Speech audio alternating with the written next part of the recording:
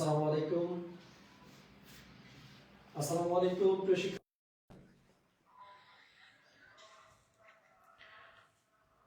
ভাই, ক্যামেরাটা একটু ঠিক করুন।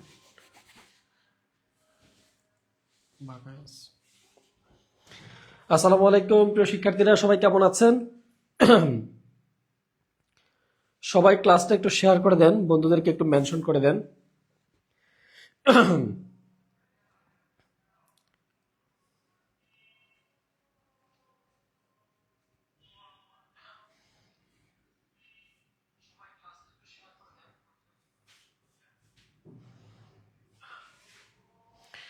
সবাই ক্লাসটা একটু বন্ধুদেরকে শেয়ার করে দিবেন এবং মেনশন করে দেন। আর আজকে আমরা একটা গুরুত্বপূর্ণ বিষয় ক্লাস দেব, বাংলা সাহিত্যের। এখান থেকে এই টপিকস থেকে কিন্তু আপনার 2 থেকে 3টা প্রশ্ন কমন থাকবে। তো আপনারা যারা যারা যুক্ত আছেন আজকে ক্লাসটা শেয়ার করে দিবেন।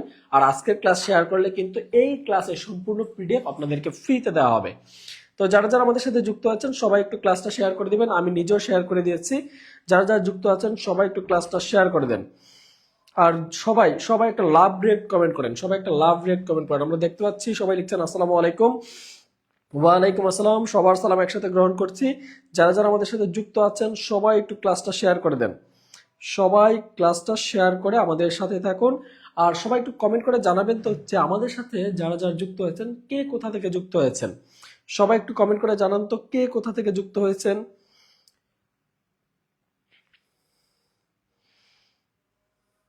সবাই কমেন্ট করে জানান যে কে কোথা থেকে আজকের ক্লাসে যুক্ত হয়েছেন। প্রত্যেকের জেলার নামগুলো দেখতে চাই, প্রত্যেকের জেলার নামগুলো কমেন্ট করে জানান। প্রত্যেকের জেলার নামগুলো কমেন্ট করে জানান।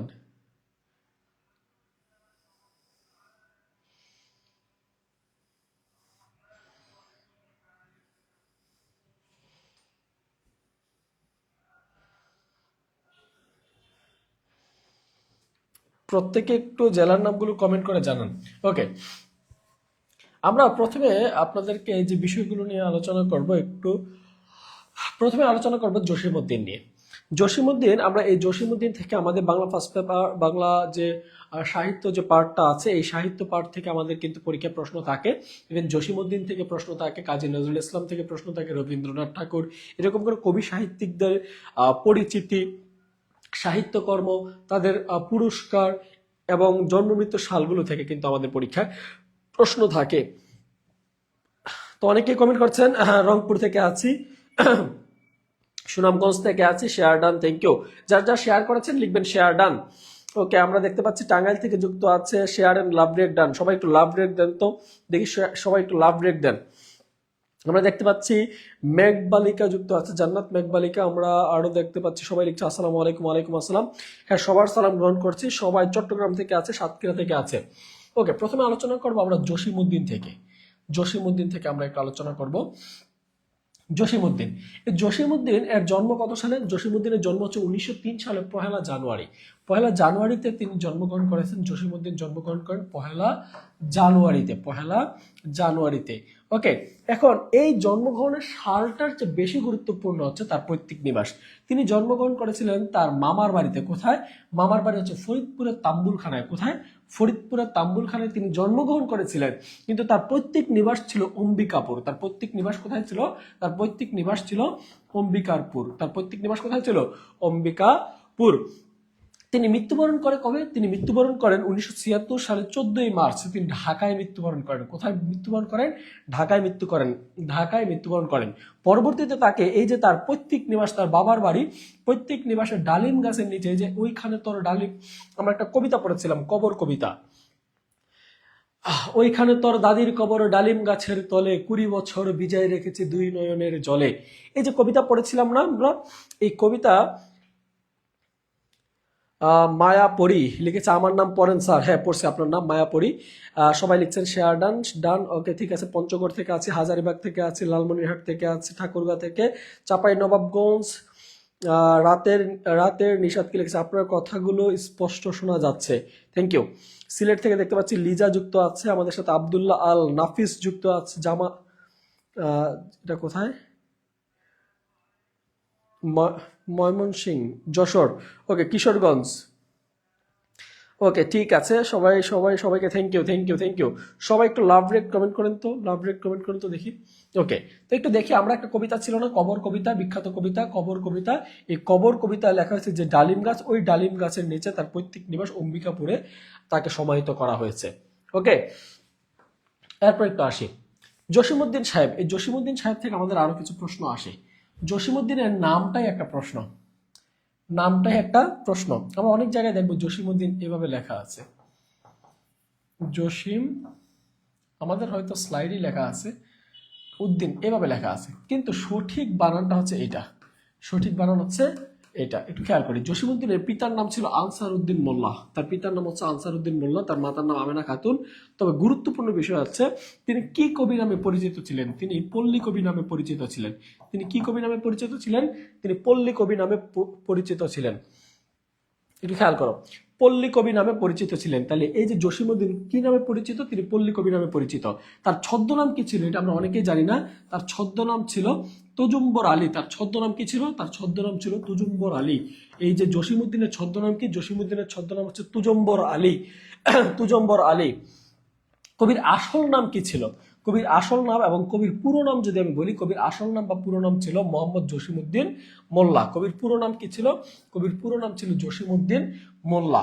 ওকে, জসিমউদ্দিন, একটু খেয়াল করি, জসিমউদ্দিনের কবর কবিতাটি কবি ছাত্র অবস্থায়, তিনি ছাত্র অবস্থায় মাধ্যমিক স্তরে পাঠ্যপুস্তকে তালিকাভুক্ত ছিল। তাহলে একটু খেয়াল করি, জসিমউদ্দিনের তিনি যখন ছাত্র ছিলেন, এই ছাত্র অবস্থায় তার এই কবিতাটি কি হয়েছিল? কবিতাটি পাঠ্য বইতে অন্তর্ভুক্ত ছিল। কবির বিখ্যাত কাহিনী কাব্যের নাম কি? কবির বিখ্যাত কাহিনী কাব্যের নাম হচ্ছে নকশি কাঁথার মাঠ। এটা একটা কাহিনী কাব্য। এটা কি কাব্য? এটা একটা কাহিনী কাব্য। এটা কি কাব্য? কাহিনী কাব্য। নকশি কাঁথার মাঠ ইংরেজিতে অনুবাদ করেন কে? ইংরেজিতে অনুবাদ করেন এন এম মেলফোর্ড। ওকে, এরপর একটু খেয়াল করি, আমাদের এই লাইনগুলো লাগবে না।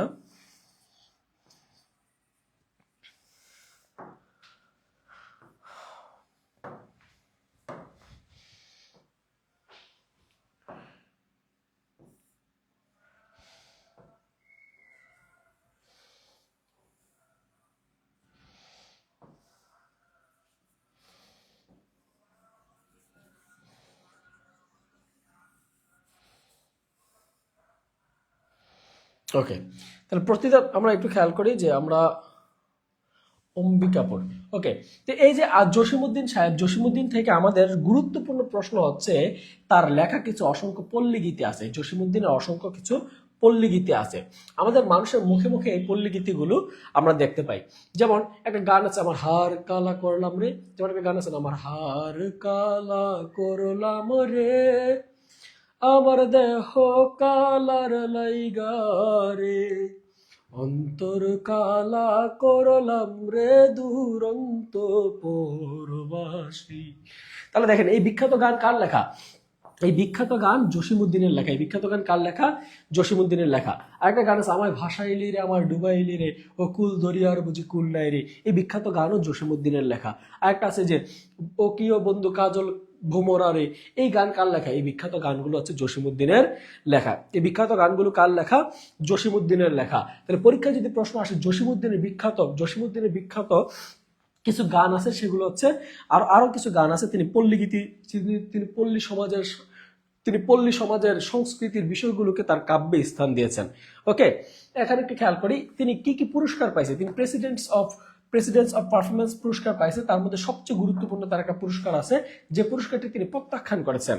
অন্যান্য কবিরা আমরা পুরস্কার পাইলে কি করি? রেখে দেই। কিন্তু তিনি 1947 সালে, একটু খেয়াল করেন, 1947 সালে বাংলা একাডেমি পুরস্কার পান এবং 1947 সালে 17 ফেব্রুয়ারি একটি চিঠির মাধ্যমে তিনি তা প্রত্যাখ্যান করেন, ফেরত দিছে। তিনি একটা পুরস্কার পাইছে, তিনি ফেরত দিছে। পরবর্তীতে পরীক্ষায় প্রশ্ন আসে জসিমউদ্দিন কোন পুরস্কার পেয়ে প্রত্যাখ্যান করেন? জসিমউদ্দিন কোন পুরস্কার পেয়ে প্রত্যাখ্যান করেন? তিনি বাংলা একাডেমি পুরস্কার পেয়ে প্রত্যাখ্যান করেন। তিনি কোন পুরস্কার পেয়ে প্রত্যাখ্যান করেন? তিনি বাংলা একাডেমি পুরস্কার পেয়ে প্রত্যাখ্যান করেন। জসিমউদ্দিন কলকাতা রবীন্দ্র ভারতী বিশ্ববিদ্যালয় থেকে সাহিত্যে ডিলিট উপাধি পান। ডিলিট মানে কি? ডিলিট মানে হচ্ছে ডক্টর অব লিটারেচার। ডিলিট মানে কি? ডিলিট মানে হচ্ছে ডক্টর অব লিটারেচার পুরস্কার পান। জসিমউদ্দিন কত সালে ডক্টর অব লিটারেচার পুরস্কার পান? 1959 সালে ডক্টর অব লিটারেচার পুরস্কার পান।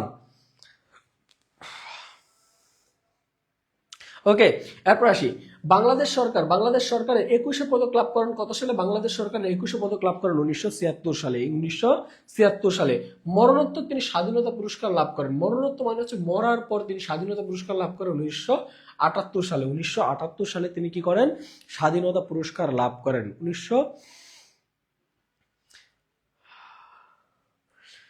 আমাদের মাহবুব স্যার কিন্তু চলে আসছেন, ইংরেজির বস মাহবুব স্যার কিন্তু চলে আসছেন।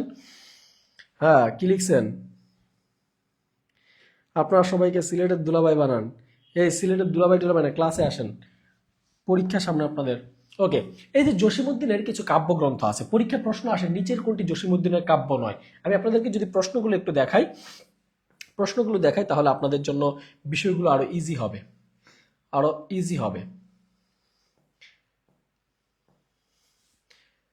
একটু খেয়াল করেন, প্রশ্নটার উত্তর দেন। বলছে মা যে জননী কান্দে কোন ধরনের রচনা? মা যে জননী কান্দে কোন ধরনের রচনা? একটু বলেন তো, মা যে জননী কান্দে কোন ধরনের রচনা? মা যে জননী কান্দে কোন ধরনের রচনা? মা যে জননী কান্দে কোন ধরনের রচনা? মা যে জননী কান্দে কোন ধরনের রচনা? মা যে জননী কান্দে কোন ধরনের রচনা? কাব্য, উপন্যাস, নাটক না প্রবন্ধ? একটু বলেন তো, মা যে জননী কান্দে এটা কোন ধরনের রচনা? মা যে জননী কান্দে কোন ধরনের রচনা? কোন ধরনের রচনা? মা যে জননী কান্দে কোন ধরনের রচনা? এটা কোন ধরনের রচনা? ওকে, এরকম যদি আরো একটা প্রশ্ন আসে আমরা একটু পর সমাধান করব। জসীমউদ্দিনের শ্রেষ্ঠ কাহিনী কাব্য কোনটি? শ্রেষ্ঠ কাহিনী কাব্য কোনটি একটু পরে আমরা পড়াবো। এই যে রঙ্গিলা নায়ের মাঝি কার লেখা? রঙ্গিলা নায়ের মাঝি কার লেখা? এরকম আমাদের অনেক প্রশ্ন আসে পরীক্ষায়, এগুলো কিন্তু সবগুলি বিগত বছরের প্রশ্ন। আমরা একটু খেয়াল করি কিভাবে আমরা গুরুত্বপূর্ণ এই কবি পরিচিতিগুলো আমরা শিখতে পারি।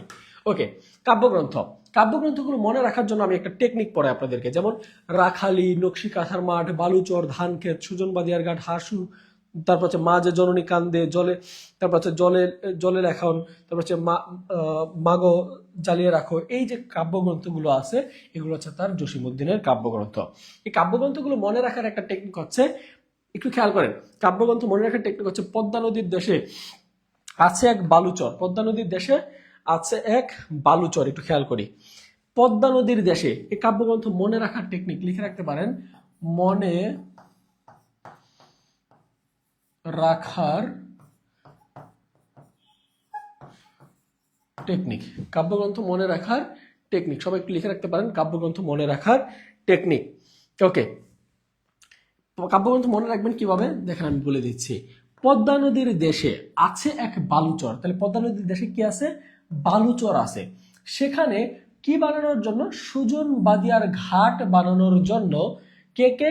রাখালি, হাসু, তারা কি করেছে?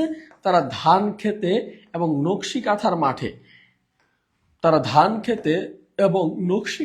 মাঠে, মাটির কান্না করে এবং এক পয়সার বাঁশি বাজিয়ে তারা বলেছে মা যে জননী কান্দে, মা যে জননী কান্দে, মা যে জননী কান্দে। তাহলে একটু খেয়াল করি, আমরা বললাম মনে রাখবে কিভাবে। এই যে কাব্যগ্রন্থগুলো একটা গল্পের মাধ্যমে মনে রাখা যায়, সেটা হচ্ছে পদ্মা নদীর দেশে আছে এক বালুচর। তাহলে পদ্মা নদীর দেশে কি আছে? বালুচর আছে। সেখানে কি বানাবে? সেখানে সুজন বাদিয়ার ঘাট বানানোর জন্য রাখালি, হাসু তারা কি করেছে? তারা ধান খেতে, নকশি কাঁথার মাঠে মাটির কান্না করেছে। কি করেছে? মাটির কান্না করেছে। এবং ফাইনালি তারা কি করেছে? এক পয়সার বাঁশি বাজিয়েছে এবং বলেছে মা যে জননী কান্দে, মা যে জননী কান্দে। ওকে,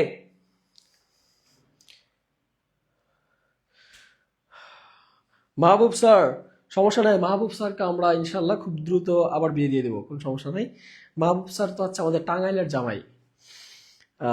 যাই হোক, বলে দিলাম, সমস্যা নেই ভাই, আপনার সিট বুক হয়ে গেছে আগেই, আপনার সুযোগ নাই। একটু আসি, দেখেন পদ্মা নদীর দেশে, তাহলে এটা কি? এটা একটা কাব্যগ্রন্থ। বালুচর একটা কাব্যগ্রন্থ, সুজনবাদিয়ার ঘাট একটা কাব্যগ্রন্থ, রাখালি একটা কাব্যগ্রন্থ, হাসু একটা কাব্যগ্রন্থ, ধানক্ষেত একটা কাব্যগ্রন্থ, নকশিকাথার মাঠ কাব্যগ্রন্থ, মাটির কান্না কাব্যগ্রন্থ, এক পয়সার বাসী কাব্যগ্রন্থ, মা যে জননী কান্দে, এগুলো হচ্ছে কাব্যগ্রন্থ। তার মানে আমরা যে গল্পের টেকনিকটা বললাম, এই গল্পের মাধ্যমে আমরা সবগুলো কি করতে পারবো? কাব্যগ্রন্থ মনে রাখতে পারবো। তাহলে দেখেন পদ্মা নদীর দেশে আছে এক বালুচর, সেখানে সুজনবাদিয়ার ঘাট বানানোর জন্য রাখালি, হাসু, ধান খেতে, নকশিকাথার মাঠে মাটির কান্না করে এক পয়সার বাঁশি বাজিয়ে বলেছে মা যে জননী কান্দে। তাহলে আমি এখানে স্ক্রিনশট নিয়ে নিতে পারেন, অথবা আপনারা ক্লাসটা শেয়ার দিয়ে এই ক্লাসের পিডিএফটাও নিয়ে নিতে পারেন। আমি স্টার দিয়ে রেখেছি, যেগুলো গুরুত্বপূর্ণ সেগুলো একটু ভালোভাবে পড়বেন। ওকে, এখন একটু আসি নাটক। জসিমউদ্দিনের নাটক, এই জসিমউদ্দিনের নাটক থেকে কিন্তু পরীক্ষা প্রশ্ন আসে। জসিমউদ্দিনের নাটক থেকে পরীক্ষা প্রশ্ন আসে। তার গুরুত্বপূর্ণ নাটকগুলোর মধ্যে রয়েছে পদ্মা পার, মধুমালা, গ্রামের মায়া, তারপর হচ্ছে বেদের মেয়ে, পল্লীগীতি, তারপর হচ্ছে ওগো পুষ্পদন, তারপর হচ্ছে বাঁশের বাঁশি। এগুলো হচ্ছে তার গুরুত্বপূর্ণ নাটক। এখন একটু আসি, নাটকগুলো মনে রাখবো কিভাবে? নাটক মনে রাখার টেকনিক কি? সবাই একটু ক্লাসটা দ্রুত শেয়ার করবেন। ক্লাসটা আরেক ধাক্কা সবাই শেয়ার করে লিখবেন শেয়ার ডান। ক্লাসটা শেয়ার করে লিখবেন শেয়ার ডান। ক্লাসটা শেয়ার করে লিখবেন শেয়ার ডান। ক্লাস শেষে পিডিএফ দিয়ে দেওয়া হবে, কোনো সমস্যা নেই। ক্লাসটা শেয়ার করে লিখবেন শেয়ার ডান, তাহলে ক্লাস শেষে পিডিএফ দিয়ে দেওয়া হবে। দেখেন ক্লাস এখানে আমরা মনে রাখবো কিভাবে? নাটক মনে রাখার টেকনিক।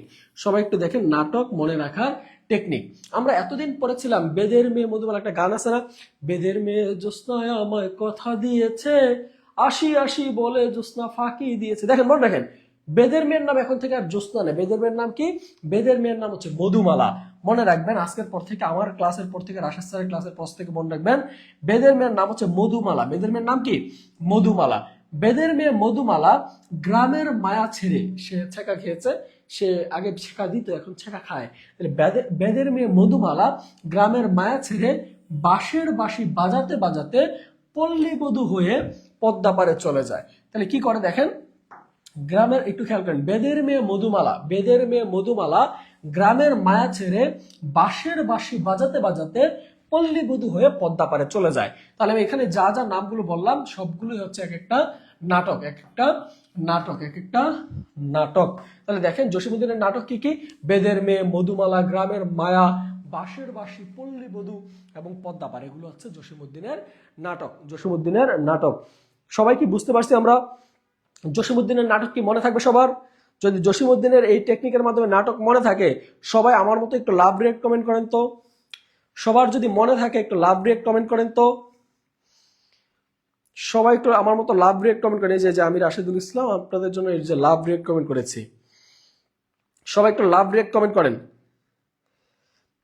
যদি আমরা বুঝা থাকি, একটু লাভ রিয়েক্ট কমেন্ট করি সবাই। তাহলে আমরা কি বললাম? যে বেদের মেয়ে মধুমালা গ্রামের মায়া ছেড়ে বাঁশের বাঁশি বাজাতে বাজাতে পল্লীবধূ হয়ে পদ্মা পাড়ে চলে যায়। তাহলে এই যে টেকনিকটা বললাম, এই টেকনিকের মাধ্যমে আপনি জসিমউদ্দিনের নাটকগুলো মনে রাখতে পারবেন। এই টেকনিকের মাধ্যমে নাটকগুলো মনে রাখতে পারবেন। ওকে, সবাই লিখেছেন share done. Thank you. Okay, তাহলে একটু খেয়াল করি, আমরা এখানে একটা মনে রাখবো, এখানে একটু নোট দিয়ে লিখে রাখি। নোট, এই যে বাঁশের বাঁশি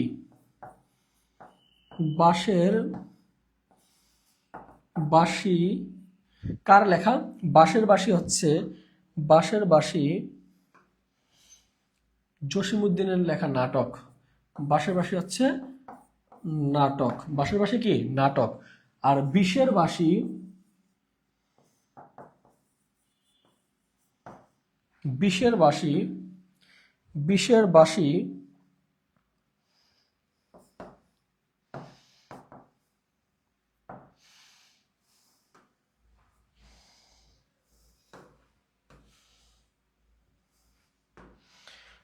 নজরুলের লেখা কাব্য।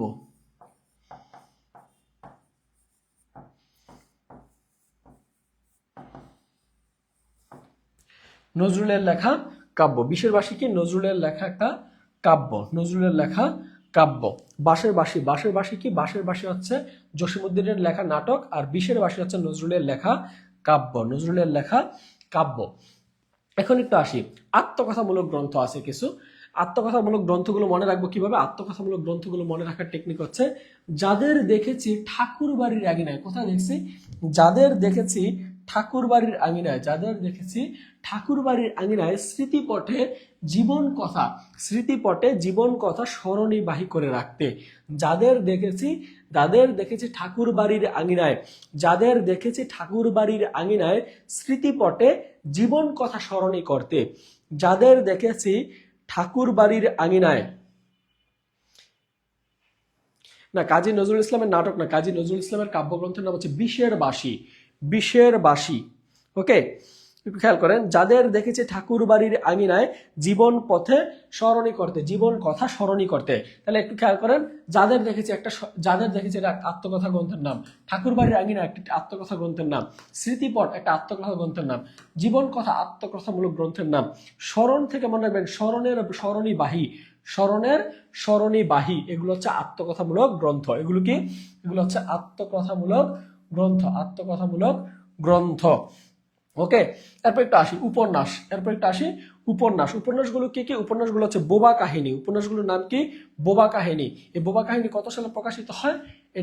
এটা হচ্ছে 1964 সালে প্রকাশিত হয়। তার একমাত্র উপন্যাস যা মৃত্যুর পর প্রকাশিত হয়, পরীক্ষা প্রশ্ন আসে কোন উপন্যাসটি জসিমউদ্দিনের মৃত্যুর পর প্রকাশিত হয়? বউটুবানির ফুল 1990 সালে, যা মৃত্যুর পর প্রকাশিত হয়। কত প্রকাশিত হয়? মৃত্যুর পর প্রকাশিত হয়। তাহলে একটু লিখে রাখতে পারেন, জসিমউদ্দিনের মৃত্যুর পর প্রকাশিত উপন্যাসের নাম কি? বউটুবানির ফুল। মৃত্যুর পর প্রকাশিত উপন্যাসের নাম হচ্ছে বউটুবানির ফুল।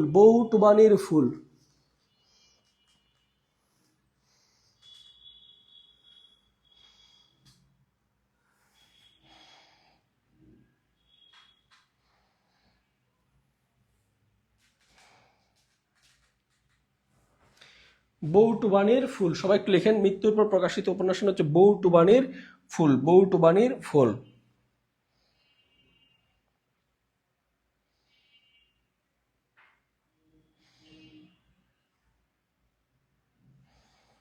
হ্যাঁ, সরে দাঁড়াইছি। বিষের বাঁশি হচ্ছে কাজী নজরুল ইসলামের কাব্য, আর বাঁশের বাঁশি হচ্ছে জসিমউদ্দিনের নাটক বউটুবানির ফুল। ওকে, সবাই লেখা হয়েছে। এরপর একটু আসি ভ্রমণ কাহিনী। এই জসিমউদ্দিনের ভ্রমণ কাহিনী মনে থাকে না অনেক শিক্ষার্থীর, যে জসিমউদ্দিনের নিচের কোনটি জসিমউদ্দিনের ভ্রমণ কাহিনী? নিচের কোনটি জসিমউদ্দিনের ভ্রমণ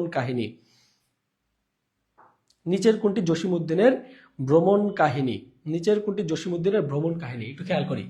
চলো মুসাফির, আমার সাথে দেখেন, চলো মুসাফির বলছে কোথায় যাব? বলছে হলুদ পরীর দেশে। কোথায় যাবে? হলুদ পরীর দেশে। বলছে সে দেশে কি আছে?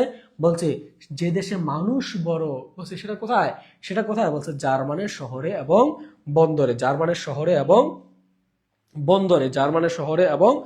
বন্দরে।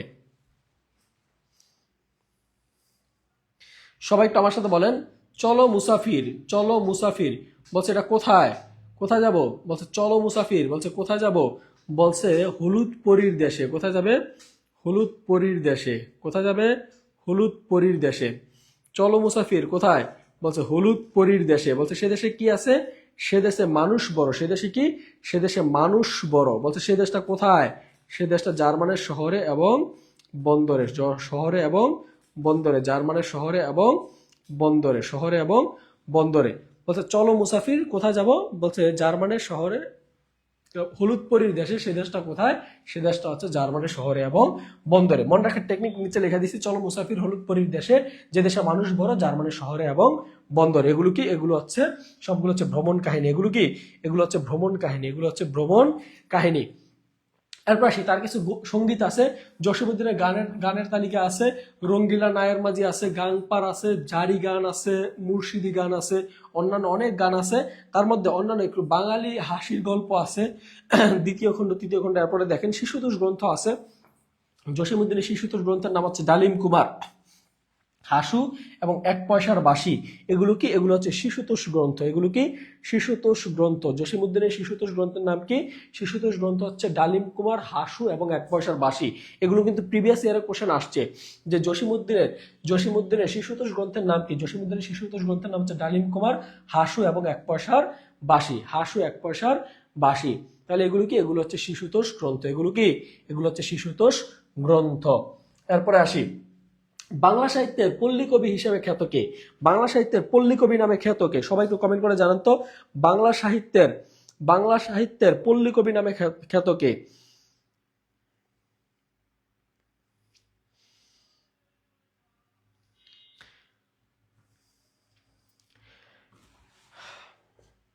বাংলা সাহিত্যে পল্লী কবি নামে খ্যাত কে? বাংলা সাহিত্যে পল্লী কবি নামে খ্যাত কে? বাংলা সাহিত্যে পল্লী কবি নামে খ্যাত কে?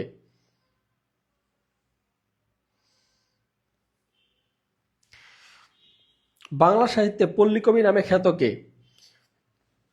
এখানে এটা গল্পের টেকনিক শেখানোর জন্য, টেকনিক মেলানোর জন্য চলো মুসাফির লিখছি, ঠিক আছে? একটু খেয়াল করো, আমরা এইখানে দেখো এই যে টেকনিকে লিখছি চলো মুসাফির, আর এখানে লিখছি চলে মুসাফির। এটা হচ্ছে ভ্রমণ কাহিনীর নাম, আর এটা হচ্ছে টেকনিক। একটু মনে রাখতে হবে, টেকনিক দিয়ে মনে রাখার জন্য আমি বলছি। দেখো, আমরা বলছি চলে মুসাফির, তাহলে কিন্তু মিলল না। আমি যদি বলি চলো মুসাফির, বলছে কোথায়? বলছে হলুদ পরীর দেশে। বলছে সে দেশটা কোথায়? বলছে সে দেশে মানুষ বড়। বলছে আরে বলো না সে দেশটা কোথায়? বলছে সে দেশটা হচ্ছে জার্মানের শহরে এবং বন্দরে। আমি টেকনিক মেলানোর জন্য এখানে লিখছি যে চলো মুসাফির, এই যে টেকনিকে এখানে লিখছি চলো মুসাফির হলুদ পরীর দেশে। বলছে সে দেশে কি আছে? বলছে সে দেশে মানুষ বড়। বলছে সে দেশটা কোথায়? সে দেশটা জার্মানের শহরে এবং বন্দরে। এই চলো মুসাফির থেকে মনে রাখবেন চলে মুসাফির, চলো মুসাফির থেকে মনে রাখবেন চলে মুসাফির, চলে মুসাফির, ঠিক আছে? ওকে, এরপর একটু আসে আমাদের প্রশ্ন, একটু খেয়াল করি। এটা সরকারি মাধ্যমিক সহকারী বিদ্যালয়ে আসছে এবং স্বরাষ্ট্র মন্ত্রণালয়ে আসছে। এই প্রশ্নটা হচ্ছে পল্লী কবি। পল্লী কবি কে? পল্লী কবি হচ্ছে জসিমউদ্দিন। পল্লী কবিকে জসিমউদ্দিন। বানানটা এভাবে হবে জসিম উদ্দিন, এটা হচ্ছে সঠিক বানান, ঠিক আছে? জসিমউদ্দিন। তাহলে বাংলা সাহিত্যে পল্লী কবিকে? পল্লী কবি হচ্ছে জসিমউদ্দিন। জসিমউদ্দিনের একটু বানানগুলো একটু কারেকশন করে নেন। জসিমউদ্দিনের প্রথম প্রকাশিত কাব্যগ্রন্থ কোনটি? জসিমউদ্দিনের প্রথম প্রকাশিত কাব্যগ্রন্থ কোনটি? সবাই একটু কমেন্ট করেন তো, জসিমউদ্দিনের প্রথম প্রকাশিত কাব্যগ্রন্থ কোনটি? জসিমউদ্দিনের প্রথম প্রকাশিত কাব্যগ্রন্থ কোনটি? জসিমউদ্দিনের প্রথম প্রকাশিত কাব্যগ্রন্থ কোনটি? সবাই একটু কমেন্ট করেন। এখানে কি কি আছে? রাখালি, সুজন বাজিয়ার ঘাট, নকশি কাঁথার মাঠ, বালুচর। জসিমউদ্দিনের প্রথম প্রকাশিত কাব্যগ্রন্থ কোনটি?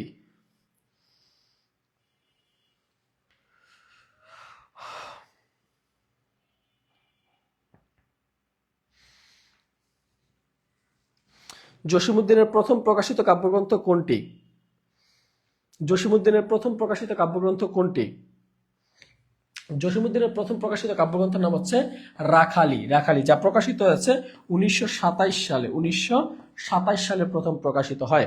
1927 সালে প্রথম প্রকাশিত হয়। গ্রামীণ জীবনের ইতিহাস নিয়ে লেখা হয়, একটু খেয়াল করি।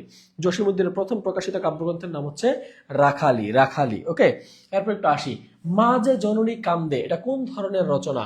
মা যে জননী কান্দে, মা যে জননী কান্দে, মা যে জননী কান্দে কোন ধরনের রচনা? মা যে জননী কান্দে, মা যে জননী কান্দে। আমরা একটা গল্প বলছিলাম না? বলেন তো কি বলছিলাম? যে একটু খেয়াল করি সবাই, কি বলছিলাম আমরা? মা যে জননী কান্দে, একটু খেয়াল করি সবাই, মা যে জননী কান্দে, খেয়াল করেন।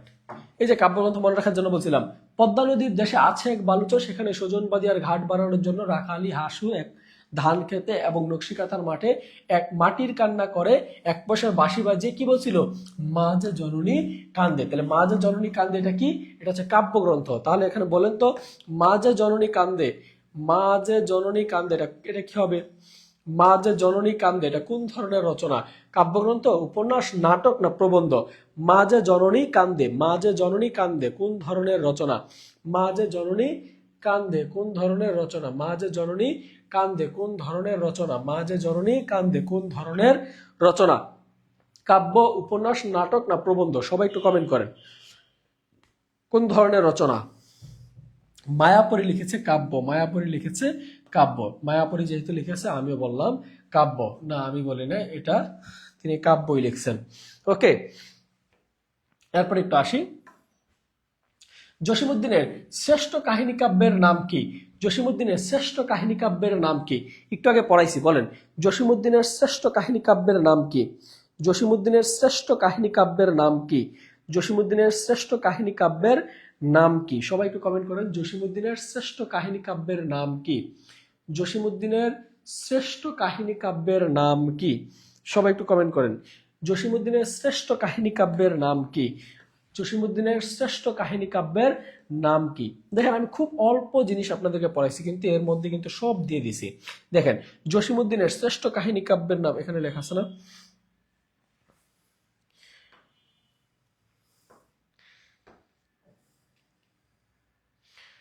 এই যে দেখেন তার বিখ্যাত কাহিনী কাব্যের নাম হচ্ছে নকশি কাঁথার মাঠ। তাহলে জসিমউদ্দিনের শ্রেষ্ঠ কাহিনী কাব্যের নাম কি বলেন তো?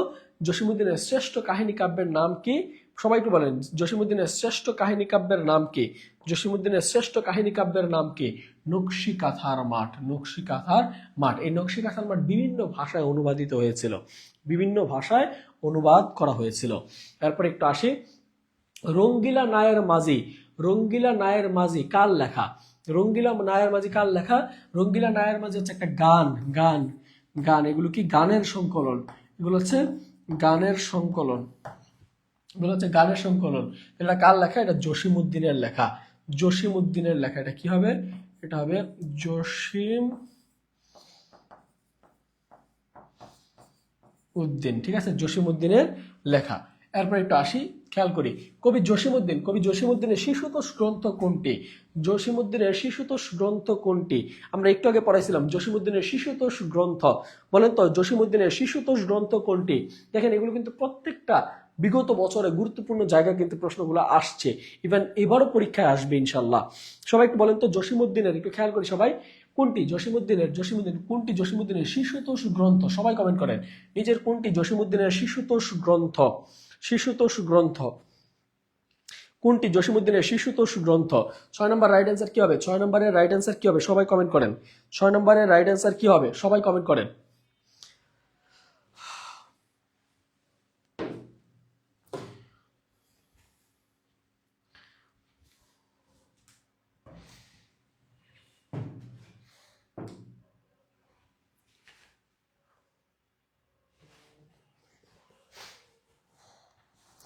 জসিমউদ্দিনের শিশুতোষ গ্রন্থ কোনটি হবে? জসিমউদ্দিনের শিশুতোষ গ্রন্থ কি হবে?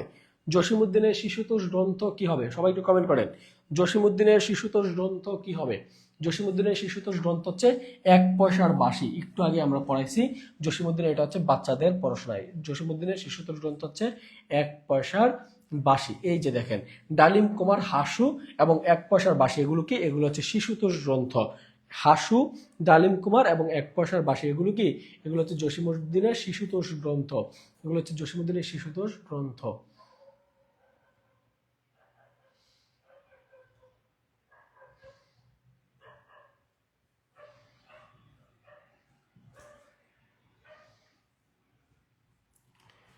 ওকে, এরপর আসি জসিমউদ্দিনের নাটক কোনটি? জসিমউদ্দিনের নাটক কোনটি? 36তম বিসিএস এ আসছিল। জসিমউদ্দিনের নাটক কোনটি? জসিমউদ্দিনের নাটক কোনটি? জসিমউদ্দিনের নাটক কোনটি? সবাই একটু কমেন্ট করেন জসিমউদ্দিনের নাটক কোনটি? জসিমউদ্দিনের নাটক কোনটি? জসিমউদ্দিনের নাটক কোনটি? সবাই একটু কমেন্ট করেন জসিমউদ্দিনের নাটক কোনটি? জসিমউদ্দিনের নাটক কোনটি? সবাই একটু কমেন্ট করেন জসিমউদ্দিনের নাটক কোনটি?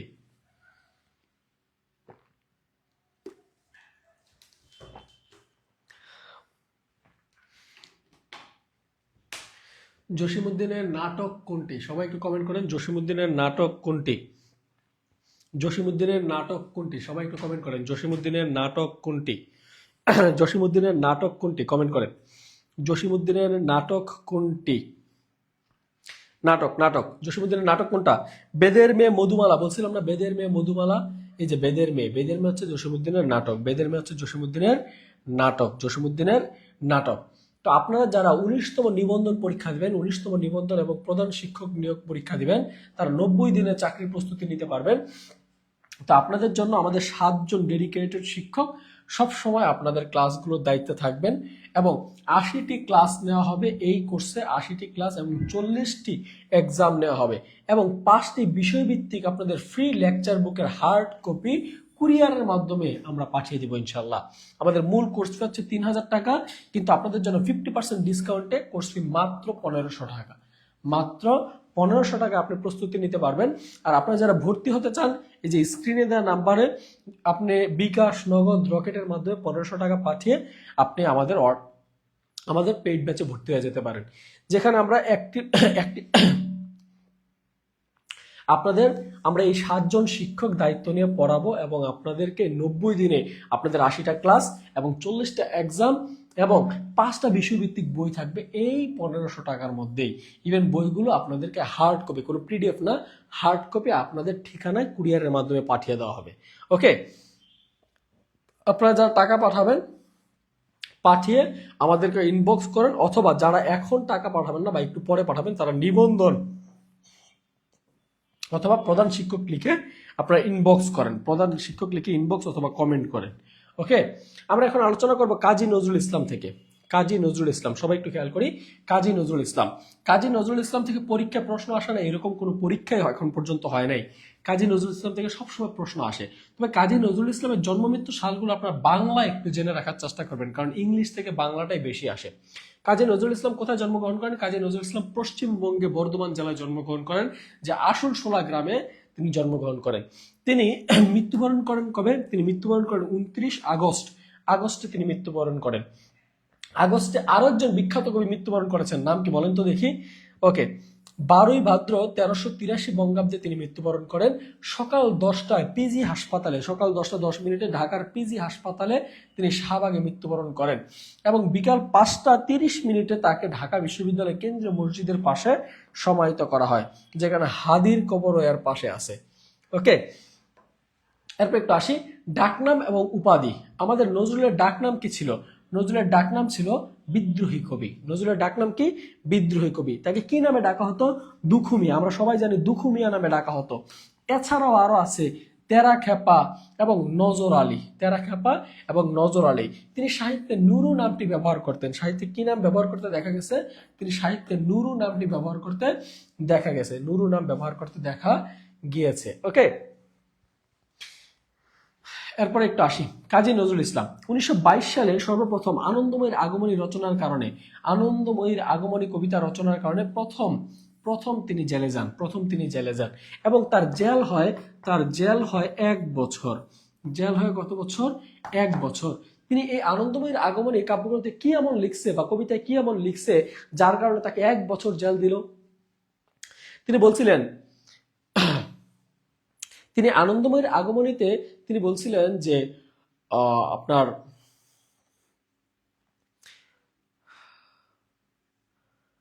আমরা বিদ্রোহী কবিতায় নজরুলের যেমন বিদ্রোহ রূপটা দেখতে পাই, একইভাবে এই আনন্দময়ীর আগমনীতে তিনি ইংরেজ রানীর বিরুদ্ধে তিনি চুরুলিয়া গ্রামে জন্মগ্রহণ করেন। ইংরেজ রানীর বিরুদ্ধে তিনি এক হুঙ্কার দিয়েছিলেন। যেমন আমরা বলি আমাদের বিদ্রোহী কবিতায় তিনি নজরুল যেমন বলেছিলেন যে আমি বিদ্রোহী ভিগু ভগবান বকে একে দেই পদচিহ্ন, আমি খেয়ালি বিদির বক্ষ করিব ভিন্ন। হ্যাঁ, তা আবার নজরুল বলেছে তিনি বলেছেন আমি কিরকম বলছে, বুলুকু দুলুকু গোলক বেদিয়া খোদার আসন আরশ ছেদিয়া উঠিয়াছে চির বিস্ময় আমি বিশ্ববিধাত্রী। তিনি আরো বলছে যে এই যে ইংরেজ রানী তারা দাবি করে তারা সভ্য জাতি। ইংরেজরা কি? সভ্য জাতি বা তারা সভ্য জাতি। তখন বলছে আর কতকাল, এই আনন্দময়ের আগমনীতে বলতেছে, আর কতকাল থাকবি বেটি মাটির ঢেলার মূর্তির আড়াল, মর্ত যে আজ জয় করিল অত্যাচারী শক্তি চারাল। নজরুল ইংরেজদের শাসনামলে ইংরেজদেরকে বলতেছে অত্যাচারী শক্তি চারাল বলে গালি দিছে। ইভেন বলছে আর কতকাল থাকবি বেটি মাটির ঢেলার মূর্তির আড়াল, মানে মূর্তির মতো করে ইংরেজ রানী তুমি আর কতকাল থাকবা। আর বলতেছে এই যে অত্যাচারী শক্তি চারালরা কি করতেছে? দেশ ধ্বংস করে ফেলতেছে। তাহলে এই যে ইংরেজরা যে সভ্য জাতির বিরুদ্ধে তারা কি করলো? বললো তারা অত্যাচারী শক্তি চারাল বলে গালি দিছে, যার কারণে নজরুলকে 1 বছর জেল দেওয়া হয়। এবং এই জেলে থাকাকালীন অবস্থায় তিনি 39 দিন অনশনে ছিলেন। কতদিন? 39 দিন অনশনে ছিলেন। 39 দিন। তখন আমাদের নজরুল সাহেব তিনি অনশনে ছিলেন, তখন আমাদের এই নজরুলকে রবীন্দ্রনাথ ঠাকুর পর্যন্ত চিঠি পাঠিয়েছিল। ইভেন বলেছিল the give up hunger strike our literature claims you. Nazrul তুমি অনশন ভেঙে দাও, বাঙালি সাহিত্যে তোমার মতো উজ্জ্বল নক্ষত্রের দরকার আছে। কিন্তু নজরুল অনশন ভাঙলেন না। নজরুল অনশন ভাঙলেন কার কথায়? শেষ পর্যন্ত তিনি ৩৯ দিন পরে বিরজা সুন্দরীর কথায় তিনি অনশন ভাঙলেন। নজরুল জেলে থাকা অবস্থায় এই যে অনশন করলেন, কিন্তু বিদ্রোহী মানুষ, তিনি আরো কি করলেন? তিনি নজরুল কি করেছেন? নজরুল আরো তিনি এই যে জেলে থাকা অবস্থায় তিনি এক স্টেটমেন্ট, আমরা যখন বলি জবানবন্দি, আমরা নর্মালি তো কাঠগড়ায় দাঁড়িয়ে কয়েদিরা জবানবন্দি দেয়, কিন্তু নজরুল এক লিখিত জবানবন্দি দিয়েছিলেন, যা পরবর্তীতে বিখ্যাত প্রবন্ধ নামে প্রকাশিত হয়। রাজবন্দির জবানবন্দি নামে একটা বিখ্যাত প্রবন্ধ প্রকাশিত হয়। ওকে, এবং নজরুল জেলে থাকা অবস্থায় তিনি একটা কাব্যগ্রন্থ লিখেন, নাম দেন প্রণয় শিখা। এই কাব্যগ্রন্থ এই ইংরেজদের বিরুদ্ধে, যার জন্য তাকে আরো 6 মাস জেল দেওয়া হয়। তাহলে দেখেন তো, 1 বছর জেল আর হচ্ছে 6 মাস, মোট কত হইলো? 1 বছর আর হচ্ছে 6 মাস। 1 বছর আবার আরেকদিক দিয়ে কি 6 মাস, তার মোট জেল হয়েছিল 1 বছর 6 মাস। 1 বছর 6 মাস তার মোট জেল হয়। তবে গান্ধীজির সাথে চুক্তির মাধ্যমে তার এই 6 মাস আর জেল খাটতে হয় নাই, তিনি জেল খেটেছিলেন 1 বছর। নজরুল জেল খাটছে কত বছর? 1 বছর। ওকে, এরপর একটু আসি কাজী নজরুল ইসলাম। জেলে থাকা অবস্থায় নজরুল 39 দিন অনশন করেন। আমরা যে একটু আগে বললাম, তিনি তাকে চিঠি পাঠিয়েছিলেন কে? রবীন্দ্রনাথ ঠাকুর চিঠি পাঠিয়েছিলেন, এবং চিঠিতে লিখছিলেন, give up hunger, strike our literature claims you. Nazrul, তুমি অনশন ভেঙে দাও, বাংলা সাহিত্য তোমাকে দরকার আছে। কিন্তু তিনি অনশন ভাঙলেন শেষ পর্যন্ত কার কথায়? বিরজা সুন্দরীর কথায়। তার মানে আমরা বুঝতে পারি নজরুল যতটা না বিদ্রোহী ছিল, তার চেয়ে বেশি তিনি প্রেমিক কবি ছিল। বিখ্যাত কবি রবীন্দ্রনাথ ঠাকুরের কথায় অনশন ভাঙে নাই, কিন্তু এক নারীর কথায় তিনি অনশন ভেঙেছিলেন।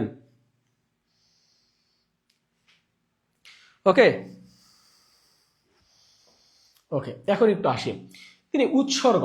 এই যে নজরুল তার সঞ্চিতা কাব্যগ্রন্থ, একটু খেয়াল করি, নজরুল তার সঞ্চিতা কাব্যগ্রন্থটি উৎসর্গ করেন কাকে? রবীন্দ্রনাথ ঠাকুরকে। নজরুল সঞ্চিতা কাব্যগ্রন্থ কাকে উৎসর্গ করছে?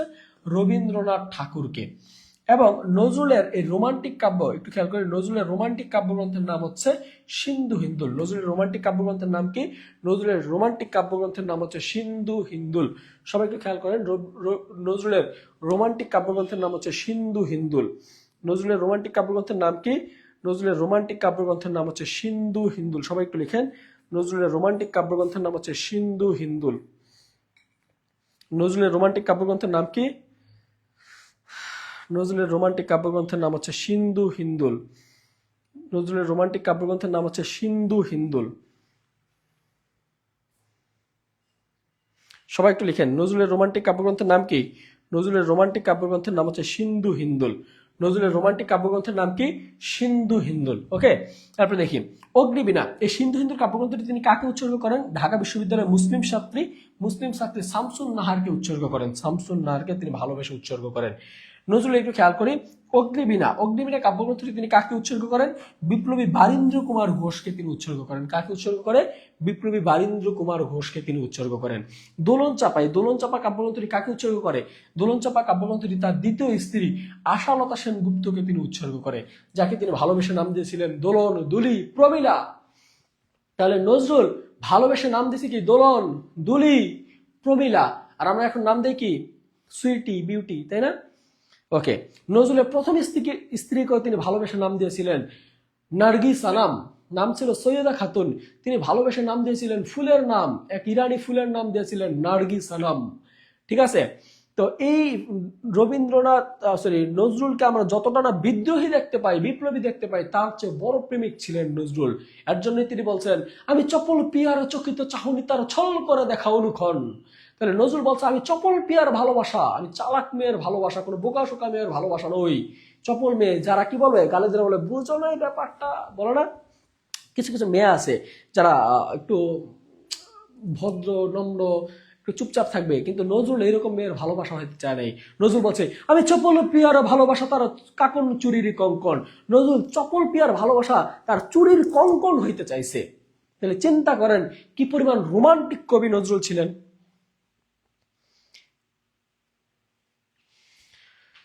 ওকে, সিন্ধু হিন্দুল। নজরুলের এই সিন্ধু হিন্দুল কাব্যগ্রন্থটি কোন ধরনের কাব্য? নজরুলের এই সিন্ধু হিন্দুল হচ্ছে একটি রোমান্টিক কাব্যগ্রন্থ।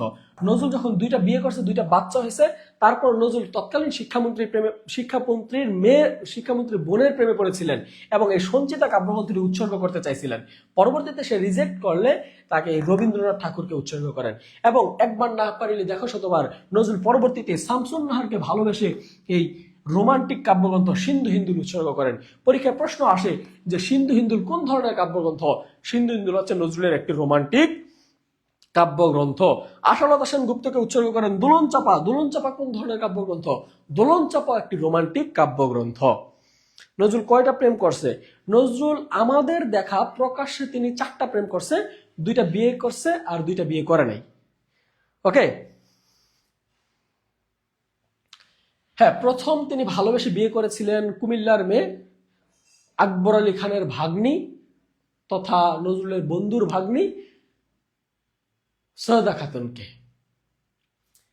ভালোবেসে বিয়ে করেছিলেন, কিন্তু বাসর রাতেই তাদের প্রেম বিয়ে আর টিকে নাই। বাসর রাতে নজরুল পালায় চলে আসছে। যাই হোক, অনেক বড় লম্বা কাহিনী। পরবর্তীতে তিনি আবারও কুমিল্লায় যান। কুমিল্লায় গিয়ে শেষ পর্যন্ত তিনি হিন্দু ধর্মাবলম্বী আশালতা সেনগুপ্তকে বিয়ে করেন এবং তিনি ভালোবেসে নাম দেন দোলন, দুলি নামে ডাকতেন এবং তিনি ভালোবেসে নাম দিয়েছিলেন প্রমীলা।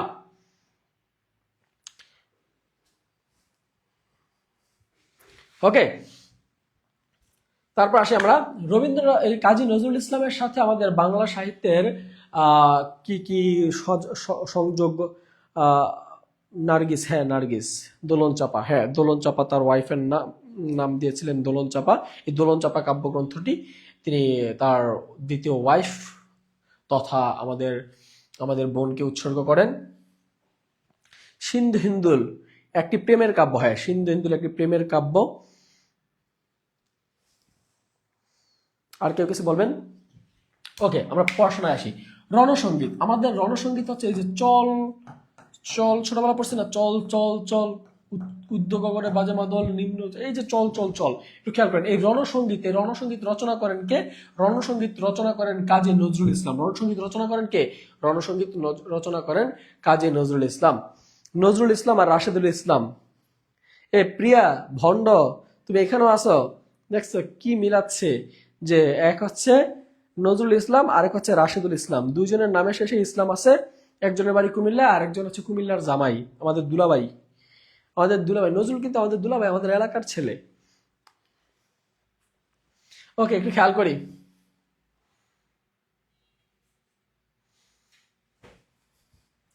ওকে, একটু খেয়াল করি। রণসঙ্গীতটি প্রথম প্রকাশিত হয় কোথায়?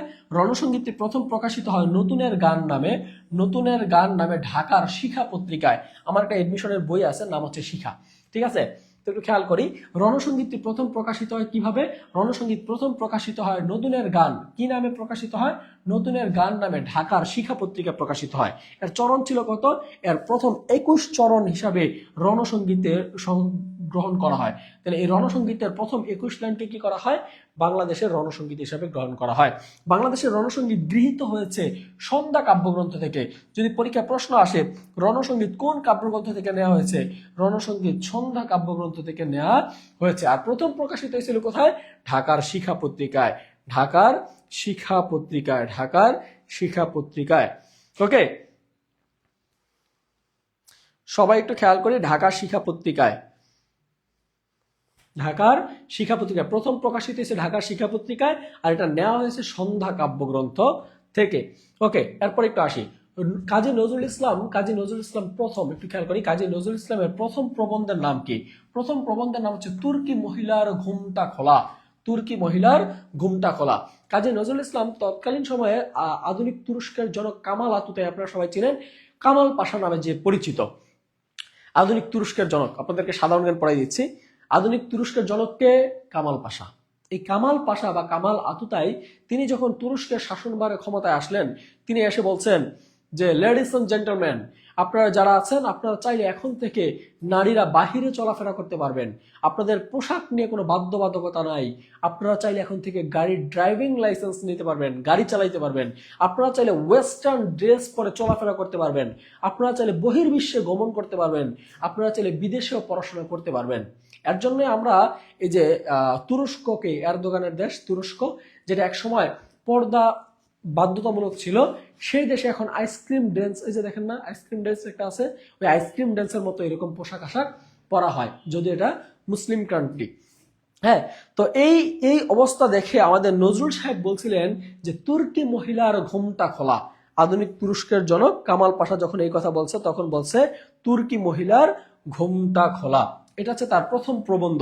আর প্রথম প্রকাশিত প্রবন্ধের বই বা প্রবন্ধ গ্রন্থের নাম কি?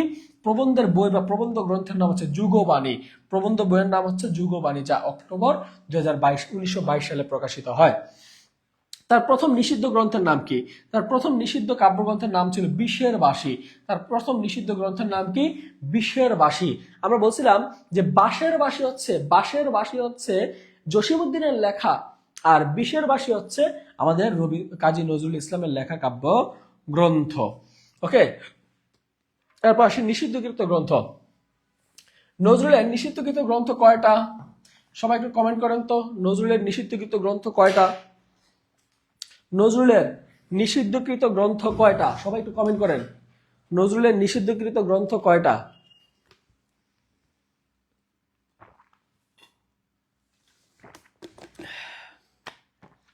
নজরুলের নিষিদ্ধ গ্রন্থ কয়টা? নজরুলের নিষিদ্ধকৃত গ্রন্থ কয়টা?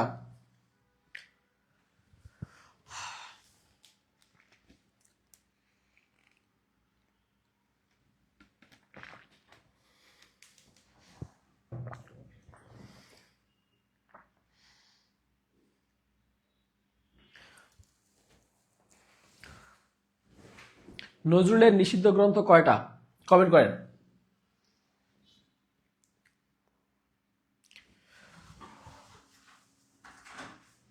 নজরুলের নিষিদ্ধ গ্রন্থ হচ্ছে 5টা। নজরুলের নিষিদ্ধ গ্রন্থ কয়টা?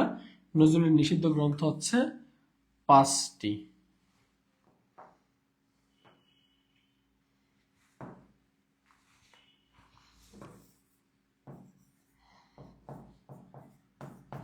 নজরুলের নিষিদ্ধ গ্রন্থ কয়টা? 5টা। কি কি একটু খেয়াল করি। আমরা বললাম যুগবাণী। নজরুলের 1 নম্বর নিষিদ্ধকৃত গ্রন্থের নাম হচ্ছে যুগবাণী। নজরুলের একটা গ্রন্থের নাম কি? যুগবাণী। যুগবাণী কি করেন? যুগবাণী বিষের বাঁশি দিয়ে ভাঙার গান গাইতে গিয়ে, কি এলো? ভাঙার গান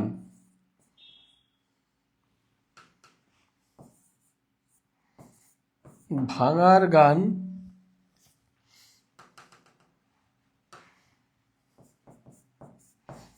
ভাঙার গান গাইতে গিয়ে প্রলয় শিখার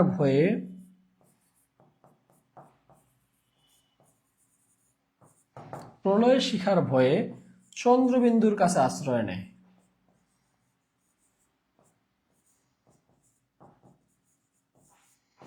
চন্দ্রবিন্দুর কাছে আশ্রয় নেয়। তাহলে আমি কি কি বললাম? যুগবাণী, বিষের বাঁশি, ভাঙার গান, প্রলয় শিখা এবং চন্দ্রবিন্দু। যুগবাণী, বিষের বাঁশি, ভাঙার গান, প্রলয় শিখা, চন্দ্রবিন্দু। এগুলো কি? এগুলো হচ্ছে তার নিষিদ্ধ গ্রন্থ। এগুলো কি?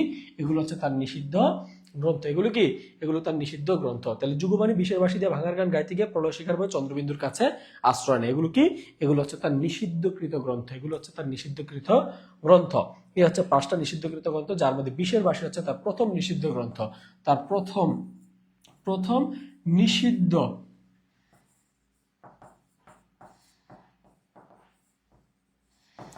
নিষিদ্ধকৃত গ্রন্থের নাম হচ্ছে বিষের বাঁশি। প্রথম নিষিদ্ধকৃত গ্রন্থের নাম বিষের বাঁশি। নজরুলের পত্রিকা, তিনি কিছু পত্রিকা লিখতেন। দৈনিক সন্ধ্যা পত্রিকা লিখতেন। দৈনিক সন্ধ্যা পত্রিকা 1920 সালে তিনি প্রকাশ করতেন। দৈনিক ধূমকেতু প্রথম অর্ধসাপ্তাহিক পত্রিকা। অর্ধসাপ্তাহিক মানে হচ্ছে 3 দিন পর পর যেটা বের হয়। অর্ধসাপ্তাহিক পত্রিকা 1922 সালে। লাঙল কবিতা তিনি ছিলেন 1925 সালে এবং গণবাণী পত্রিকায় তিনি 1926 সালে ছিলেন। এরপরে একটু আসি নজরুলের উপন্যাস। নজরুলের উপন্যাস, তিনি কি কি উপন্যাস লিখছে? উপন্যাসগুলো মনে রাখার টেকনিক হচ্ছে বাকুম। নজরুলের উপন্যাস মনে রাখার টেকনিক হচ্ছে বাকুম। বাতে হচ্ছে বাদনহারা, বাতে কি? বাতে বাদনহারা, এই কুতে হচ্ছে কুহিলিকা এবং মতে হচ্ছে মৃত্যু ক্ষুধা। বাকুম, বাকুম। নজরুলের উপন্যাস মনে রাখার টেকনিক কি? বাকুম। বাদনহারা, মৃত্যু ক্ষুধা, কুহিলিকা।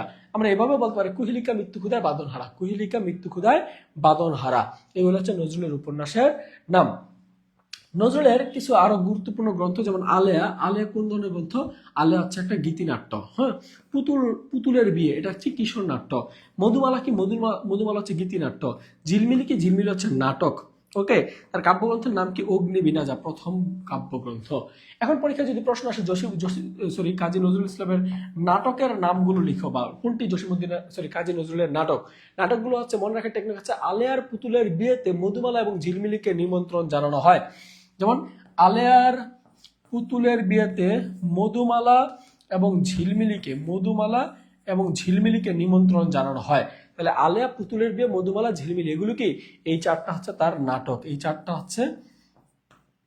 হচ্ছে তার নাটক। এই চারটা কি? এই চারটা হচ্ছে তার নাটক। আর এই কাব্যগ্রন্থের মধ্যে অগ্নিবীণা হচ্ছে তার প্রথম কাব্যগ্রন্থ। অগ্নিবীণা কি? তার প্রথম কাব্যগ্রন্থ। ওকে, সবাইকে এই পর্যন্ত আমরা বুঝছি? এ পর্যন্ত বুঝলে সবাই একটু লাভ রিয়েক্ট কমেন্ট করি। এই যে আমি লাভ রিয়েক্ট কমেন্ট করেছি, সবাই একটু লাভ রিয়েক্ট কমেন্ট করি। সবাই একটু লাভ রিয়েক্ট কমেন্ট করি। সবাই যদি বুঝে থাকে একটু লাভ রিয়েক্ট কমেন্ট করি। ওকে, এখন একটু আসি নজরুলের কাব্যগ্রন্থ। নজরুলের কাব্যগ্রন্থ মনে রাখবো কিভাবে? কাব্যগ্রন্থ মনে রাখার জন্য একটা টেকনিক আছে, একটু খেয়াল করে। নজরুল হচ্ছে সাম্যবাদী মানুষ। তিনি একদিন সন্ধ্যাবেলায় গিয়েছেন ছায়ানটে। তাহলে নজরুল কোথায় গেছে? সন্ধ্যাবেলা গিয়েছেন ছায়ানটে। সেখানে প্রথমে তিনি অগ্নি বীণা বাজান, মানে বীণা বাজান, তারপর তিনি বাঁশি বাজান এবং ফাইনালি তিনি গান গান। সেই গান শুনে সঞ্চিতা এবং দোলন চাপা, দুইজন বিখ্যাত ব্যক্তি, তার গানগুলো পছন্দ করেন এবং তাকে ঝিঙে ফুল এবং রাঙা জবা দিয়ে প্রপোজাল দেন। সেই প্রপোজাল পেয়ে আমাদের নজরুলের মনে 4 ধরনের সিনড্রোম দেখা দেয়। প্রলয় শিখার মতো মনে ঝড় শুরু হয় এবং তার মনে সিন্ধু হিন্দুল সাগরের ঢেউ শুরু হয় এবং পুবের হাওয়া বইতে থাকে। সে নতুন চাঁদের আলো দেখে রাতের বেলায় বাসায় যাচ্ছিল এই হাওয়া খাইতে খাইতে, তখন তাকে সর্বহারা চক্রবাক ডাকাত দল ধরে। দৈরা বলে, এই নজরুল, কি আছে বের করো। নজরুল তো হচ্ছে বিদ্রোহী মানুষ। তিনি বলছেন, আমি বিদ্রোহী বলছে যে আমি বিদ্রোহী, রণক্লান্ত, আমি সেই দিন হব শান্ত, এরকম বলে চিল্লা ফাল্লা করতেছে। তখন আমাদের নজরুলকে বলছে, এই মনে হয় নজরুল অনেক কিছু নিয়ে আসে, টাকা পয়সা নিয়ে আসছে, তাই তো? কনসার্ট করে আসছে, টাকা পয়সা পাইছে। নজরুলকে জিঞ্জির দিয়ে বাঁধা ফেললো। জিঞ্জির মানে হচ্ছে শিকল দিয়ে বাঁধা হলো। বেঁধে তাকে পিটানো হলো ফণিমনসা গাছের ডাল দিয়ে। কারণ পকেট চেক করে দেখে তার কাছে টাকা নেই, কিন্তু সময় নষ্ট করছে, এর জন্য তাকে ফণিমনসা গাছের ডাল দিয়ে পিটানো হলো। এবং তাকে দীনবন্ধু চিত্তরঞ্জন দাস উদ্ধার করে, এর জন্য চিত্তনামা কাব্যগ্রন্থটি তিনি রচনা করেন এবং বাসায় গিয়ে তিনি মরু ভাস্কর রচনা করেন, যা হযরত মুহাম্মদ সাল্লাল্লাহু আলাইহি ওয়াসাল্লামের আত্মজীবনীমূলক একটি গ্রন্থ। ওকে, সবাই টুকটুক করে লাভ দেন। ওকে, আমিও দিচ্ছি। ঠিক আছে, এই যে আমি রাশিদুল ইসলাম আপনাদের জন্য অনেকগুলো লাভ দিয়ে দিচ্ছি। ওকে, তাহলে একটু খেয়াল করি নজরুলের কাব্যগ্রন্থগুলো মনে রাখবো কিভাবে। নজরুল হচ্ছে সাম্যবাদী মানুষ। তিনি একদিন সন্ধ্যাবেলা গিয়েছেন ছায়ানটে। সেখানে গিয়ে প্রথমে বাজিয়েছেন বীণা, তারপর বাজিয়েছেন বাঁশি এবং ফাইনালি তিনি গান গিয়েছেন।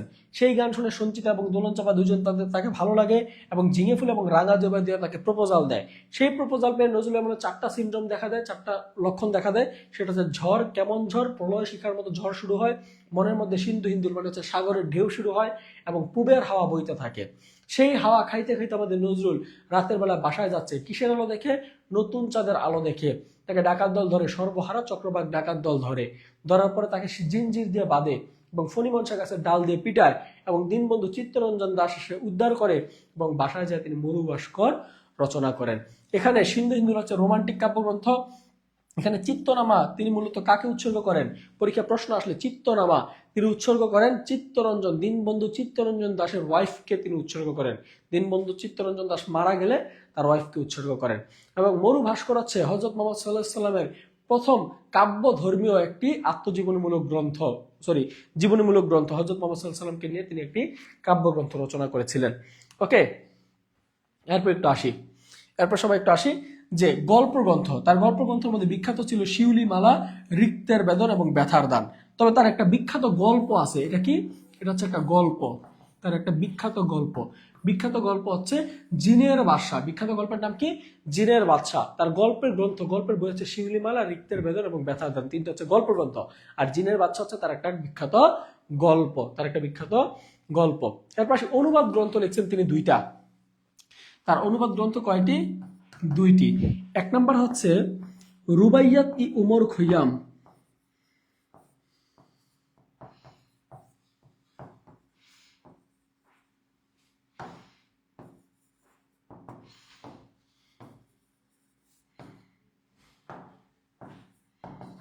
রুবাইয়াত ই উমর খৈয়াম। দুই নম্বর হচ্ছে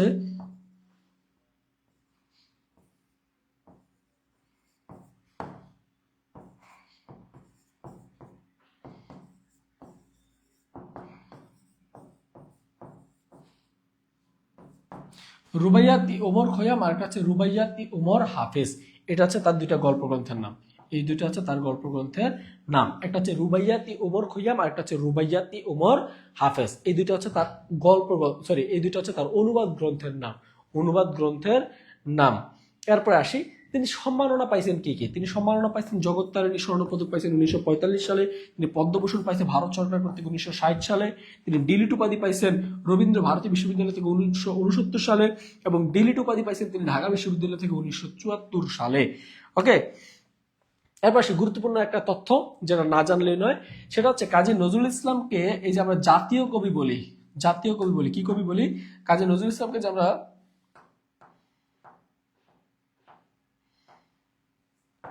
কাজী নজরুল ইসলামকে যে আমরা জাতীয় কবি বলি, এটা মূলত ঘোষণা হলেও গ্যাজেট প্রকাশ হয়নি, গ্যাজেট করা হয়নি। তবে বর্তমান সময়ে এই যে আমাদের ডক্টর ইউনূস সাহেব যখন ক্ষমতায় আসেন, জাতীয় কবির মর্যাদা প্রজ্ঞাপন করে তাকে 2 জানুয়ারি 2025 সালে তাকে জাতীয় কবি হিসেবে স্বীকৃতি দেওয়া হয়। জাতীয় কবি হিসেবে স্বীকৃতি দেওয়া হয়। তাহলে আমরা জানি এতদিন যে আমরা বলছি জাতীয় কবি কাজী নজরুল ইসলাম, এতদিন মুখে মুখে বললো, এটা কোনো স্বীকৃতি ছিল না, কাগজ কলম ছিল না, দলিল ছিল না। মূলত এই দলিল বা আমাদের এই প্রজ্ঞাপন জারি করেন কে? প্রজ্ঞাপন জারি করেন ডক্টর ইউনূস 2025 সালে 2 জানুয়ারিতে। কবে? 2 জানুয়ারিতে। ওকে, এরপর একটু আসি ধূমকেতু ছদ্মনামটি কোন লেখকের? ধূমকেতু ছদ্মনাম কার লেখা? ধূমকেতু ছদ্মনামে লিখতেন আমাদের কাজী নজরুল ইসলাম। ধূমকেতু ছদ্মনাম কার? ধূমকেতু ছদ্মনাম হচ্ছে কাজী নজরুল ইসলামের। কাজী নজরুল ইসলামের প্রথম প্রকাশিত কাব্যগ্রন্থের নাম কি? সবাই একটু কমেন্ট করেন তো, কাজী নজরুল ইসলামের প্রথম প্রকাশিত কাব্যগ্রন্থের নাম কি? একটু আগে আমি পড়েছি, কাজী নজরুল ইসলামের প্রথম প্রকাশিত কাব্যগ্রন্থের নাম কি? কাজী নজরুল ইসলামের প্রথম প্রকাশিত কাব্যগ্রন্থের নাম কি? প্রথম প্রকাশিত কাব্যগ্রন্থের নাম কি? এই যে একটু আগে পড়েছি, কাজী নজরুল ইসলামের প্রথম প্রকাশিত কাব্যগ্রন্থের নাম কি? দেখেন, কাজী নজরুল ইসলামের প্রথম প্রকাশিত কাব্যগ্রন্থের নাম কি? বলেন বলেন, দ্রুত কমেন্ট করেন। কাজী নজরুল ইসলামের প্রথম প্রকাশিত কাব্যগ্রন্থের নাম কি? কাজী নজরুল ইসলামের প্রথম প্রকাশিত কাব্যগ্রন্থের নাম কি? বিশের বাসী না ভাই, বিশের বাসী না। বিশের বাসী হচ্ছে তার প্রথম নিষিদ্ধ গ্রন্থের নাম।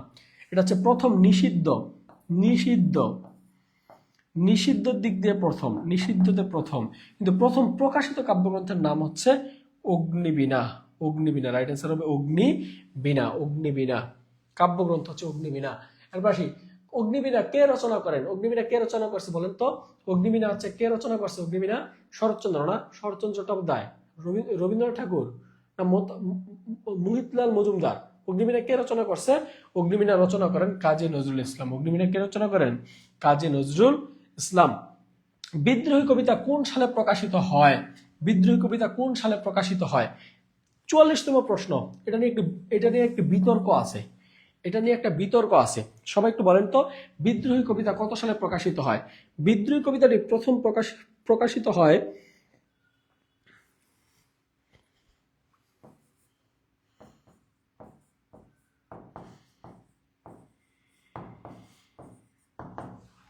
বিদ্রোহী কবিতাটি প্রথম প্রকাশিত হয় 6 জানুয়ারি 1922 সালে। প্রথম প্রকাশিত হয় 1922 সালে, প্রথম প্রকাশিত হয়। তবে এখানে 1922 সাল কি আছে? নাই, 1922 সাল নাই। তবে আমাদের এই কবিতাটি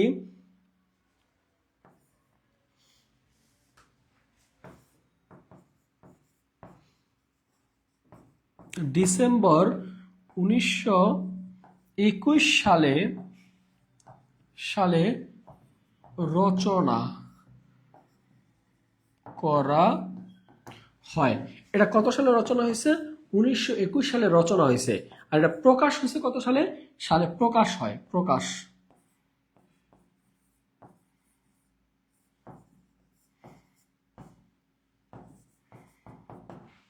হয়। তাহলে দেখেন এখানে প্রকাশিতর কথাই কিন্তু বলছে, এখানে কিন্তু প্রকাশিতর কথাই বলছে, প্রকাশিত কথাই বলছে। কিন্তু প্রকাশিত যে এখানে লেখছে কাজী নজরুল ইসলামের বিদ্রোহী কবিতা প্রথম কত সালে প্রকাশিত হয়? এটা বিজলি পত্রিকায় প্রথম প্রকাশিত হয়, বিজলি পত্রিকায় প্রথম প্রকাশিত হয় 6 জানুয়ারি 1922 সালে। 22 পৌষ 1328 বঙ্গাব্দে শুক্রবারে বিজলি পত্রিকা এটা প্রকাশিত হয়। 22 পৌষ 1328 বঙ্গাব্দে বিজলি পত্রিকায় প্রথম প্রকাশিত হয়। কিন্তু এই কবিতাটি ডিসেম্বরে 1921 সালে তিনি একটি পূজার মণ্ডপে, পূজাকে কেন্দ্র করে তিনি এটা পূজায় লিখছিলেন এবং লিখে এটা তিনি বলছিলেন, কিন্তু প্রকাশ হয়েছে এরকম কোনো তথ্য পাওয়া যায়নি। তবে যেহেতু এখানে কাছাকাছি একটা তথ্য আছে, তাই এই খ নাম্বার অ্যান্সারটা রাইট নেওয়া হয়েছে। আমাদের এই 40তম বিসিএস এ খ নাম্বার প্রশ্নটা রাইট নেওয়া হয়েছে। ওকে, তাহলে রাইট অ্যান্সার হচ্ছে খ।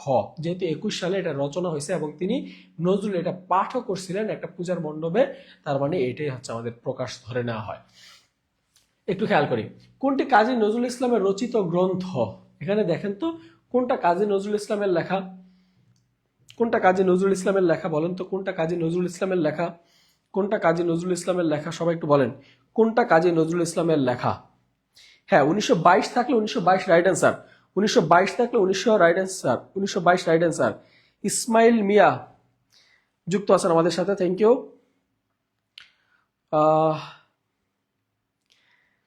সবাই একটু দেখেন আমার কি বললাম, যে কোনটি কাজী নজরুল ইসলামের রচিত গ্রন্থ। আমরা একটু আগে পড়ছি বিশের বাঁশি হচ্ছে তার প্রথম নিষিদ্ধ গ্রন্থ। তাহলে এটা কার লেখা? এটা কাজী নজরুল ইসলামের লেখা, কাজী নজরুল ইসলামের লেখা। সর্বহারা কাব্যগ্রন্থটি রচনা করেন কে? আমরা সর্বহারা, হয় যে সর্বহারা চক্রবাক ডাকাত দল, আমার মনে আছে, সর্বহারা কাব্যগ্রন্থ রচনা করেন আমাদের কাজী নজরুল ইসলাম। সর্বহারা একটা কাব্যগ্রন্থ, সর্বহারা কি একটা কাব্যগ্রন্থ। ওকে, এরপর আসি সঞ্চিতা কোন কবির কাব্য? সঞ্চিতা, মনে রাখবেন সঞ্চিতার লেখক হচ্ছে কাজী নজরুল ইসলাম।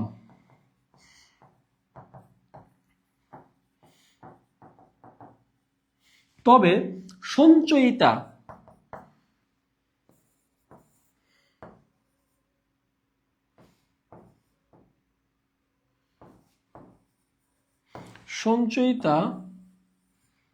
কাব্য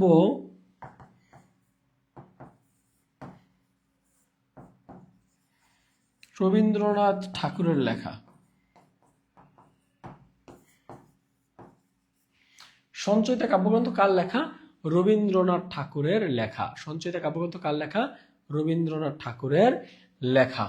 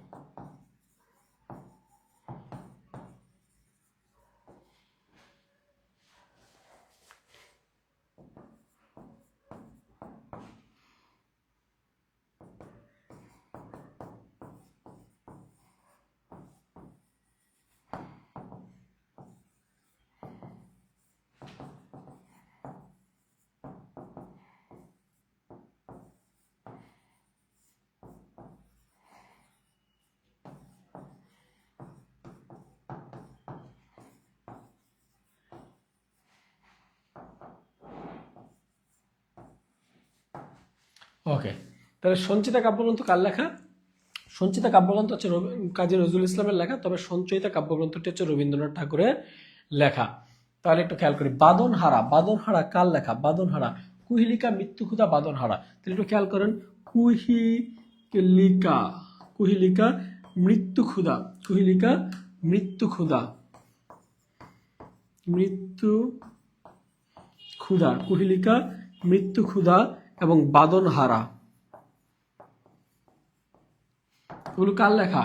এই তিনটা হচ্ছে নজরুলের লেখা। এগুলো হচ্ছে নজরুলের লেখা। এগুলো নজরুলের লেখা কি? এগুলো হচ্ছে নজরুল সাহেবের লেখা উপন্যাস, উপন্যাস। এগুলো নজরুলের উপন্যাস। তাহলে রাইট অ্যান্সার কি হবে? না, রাইট অ্যান্সার হবে উপন্যাস। তাহলে কুহিলিকা মৃত্যুক্ষুধা বাদনহারা এগুলো কি? এগুলো হচ্ছে উপন্যাস। কাজী নজরুল ইসলামের রচিত রাজবন্দী জবানবন্দি কি? রাজবন্দী জবানবন্দি হচ্ছে একটি প্রবন্ধ। রাজবন্দী জবানবন্দি কি? রাজবন্দির জবানবন্দি হচ্ছে একটা প্রবন্ধ, প্রবন্ধ গ্রন্থ। এটা প্রবন্ধ গ্রন্থ না, এটা শুধু প্রবন্ধ হবে। রাইট অ্যান্সার শুধু প্রবন্ধ হবে। রাইট অ্যান্সার কি হবে? রাইট অ্যান্সার হবে শুধু প্রবন্ধ। এটা হবে প্রবন্ধ। রাইট অ্যান্সার কি হবে? রাইট অ্যান্সার হবে শুধু প্রবন্ধ, শুধু প্রবন্ধ। একটু আসি মানিক বন্দ্যোপাধ্যায়। মানিক বন্দ্যোপাধ্যায় থেকে আমরা পড়াবো একটু ইনশাল্লাহ। মানিক বন্দ্যোপাধ্যায় থেকে আমরা 19 মে মানিক বন্দ্যোপাধ্যায় জন্মগ্রহণ 19 মে 1908 সালে দুমকা জেলার সাঁওতাল পরগনায় তিনি জন্মগ্রহণ করেন। তিনি মৃত্যুবরণ করেন 3 ডিসেম্বর 1956 সালে কলকাতায় তিনি মৃত্যুবরণ করেন। তার বাবার নাম ছিল হরিহর, একটু খেয়াল করেন, হরিহর বন্দ্যোপাধ্যায়। তার মায়ের নাম ছিল নীরদা, একটু নীরদা সুন্দরী। তার মায়ের নাম কি ছিল?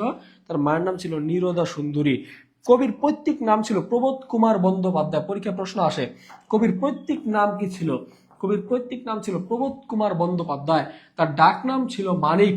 সেই মানিক থেকে আর এখান থেকে বন্দ্যোপাধ্যায় নিয়ে তার নাম হয়ে গেছে মানিক বন্দ্যোপাধ্যায়।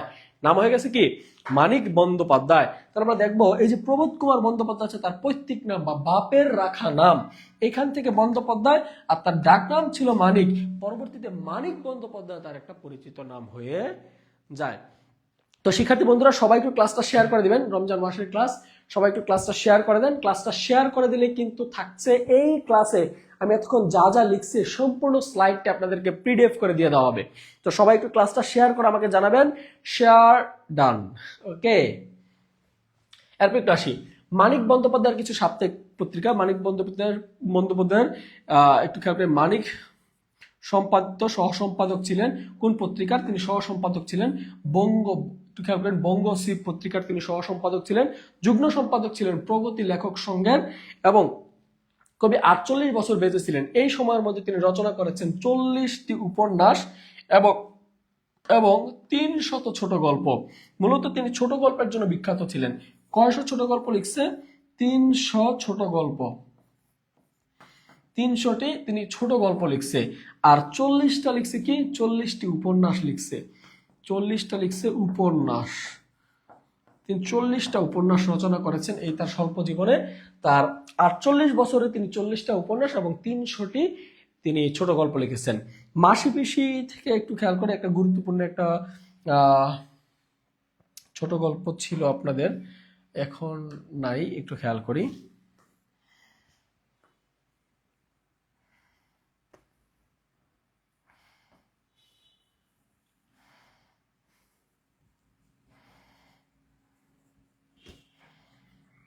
এটা লাগবে না আপনাদের।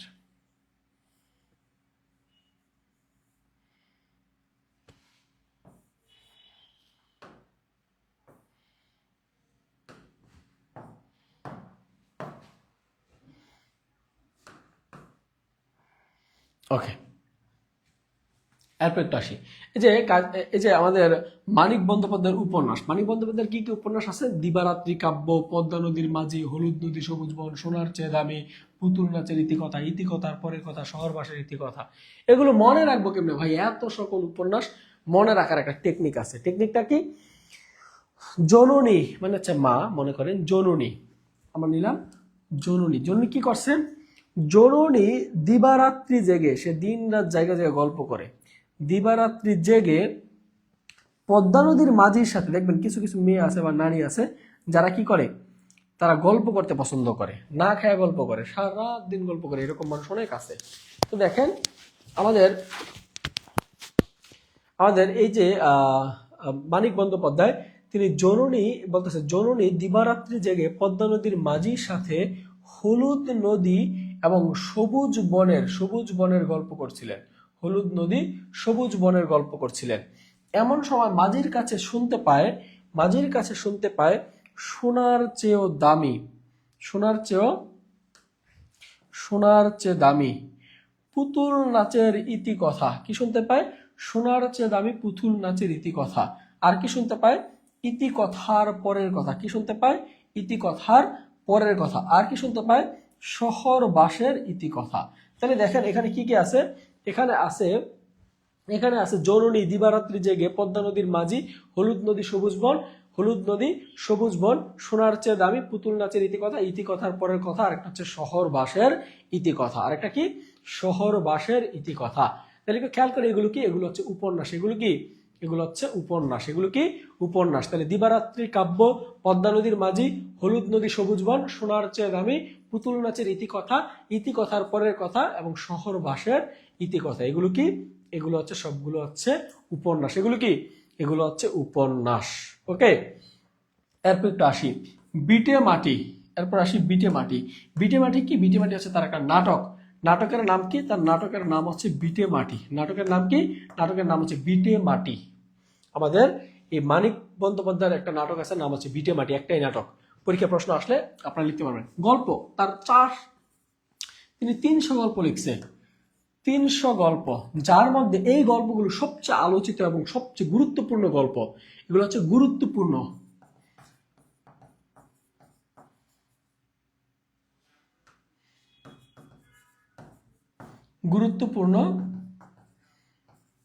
গল্প। এগুলো হচ্ছে গুরুত্বপূর্ণ গল্প গ্রন্থ না, এটা হবে গল্প।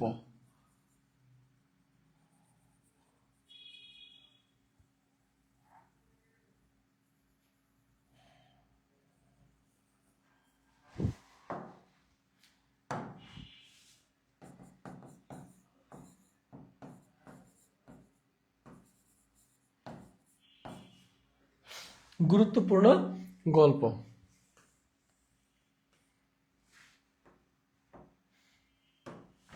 ওকে, গুরুত্বপূর্ণ গল্প কি কি? যেমন অচ্ছি মামি, তার প্রথম গল্পের নাম হচ্ছে অচ্ছি মামি। তার বিখ্যাত একটা গল্পের নাম হচ্ছে প্রাগ ঐতিহাস, যেখানে বিকু পাছির একটা গল্প থাকে, বিকুর একটা চরিত্র থাকে এই গল্পে। বিকুর জীবনে একটাই লক্ষ্য, তার জীবনে একটাই চাওয়া, সেটা হচ্ছে পৃথিবীর সকল সুন্দরী, সকল নারী এবং সকল খাবার আহার। পৃথিবীর সকল খাবার আর সকল নারী যেন তার হয়, এটাই হচ্ছে তার প্রার্থনা। ঠিক আছে? ওকে, সরীসৃপ একটা বিখ্যাত গল্প, যেখানে একটা সমাজে বা একটা সোসাইটির একটা নারীর পুরুষের কতটা গুরুত্বপূর্ণ, মানে পুরুষ তার জীবনে কতটা গুরুত্বপূর্ণ, তার ছেলে হইতে পারে, তার স্বামী হইতে পারে, তার বাবা হইতে পারে, কতটা গুরুত্বপূর্ণ এটা দেখানো হয়েছে। সমুদ্রের সাথে একটা বিখ্যাত গল্প হলুদ পোড়া, আর একটা হচ্ছে হারানের নাচ জামাই, আর একটা হচ্ছে ছোট বকুলপুরের যাত্রী। এটা একটা খুবই খুবই মজার একটা গল্প, ছোট বকুলপুরের যাত্রী। এগুলো হচ্ছে তার গুরুত্বপূর্ণ গল্প। এগুলো কি? তার গুরুত্বপূর্ণ গল্প। দেখেন পরীক্ষা প্রশ্ন আসে, মানিক বন্দ্যোপাধ্যায় রচিত উপন্যাস কোনটি? মানিক বন্দ্যোপাধ্যায় রচিত উপন্যাস কোনটি একটু বলেন তো। এখানে আছে কি? আবাসন, জননী, ময়ূরকণ্ঠ, অন্বেষর। একটু খেয়াল করেন এখানে রাইট অ্যান্সার কোনটা হবে। সবাই একটু কমেন্ট করেন তো, রাইট অ্যান্সার কি হবে? সবাই একটু কমেন্ট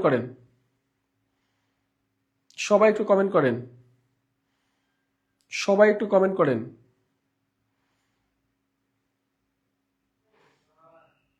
জি, সবাই একটু দ্রুত কমেন্ট করেন।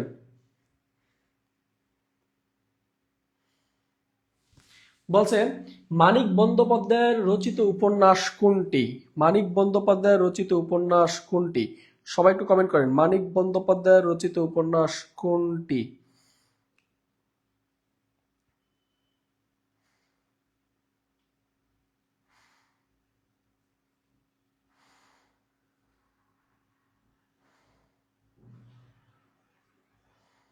মানিক বন্দ্যোপাধ্যায়ের রচিত উপন্যাস কোনটি? জননী দিবারাত্রি জেগে, আমরা একটু আগে বলছিলাম জননী দিবারাত্রি জেগে কি করে? তিনি গল্প করে দিবারাত্রি। তাহলে জননী কি? জননী হচ্ছে একটা তার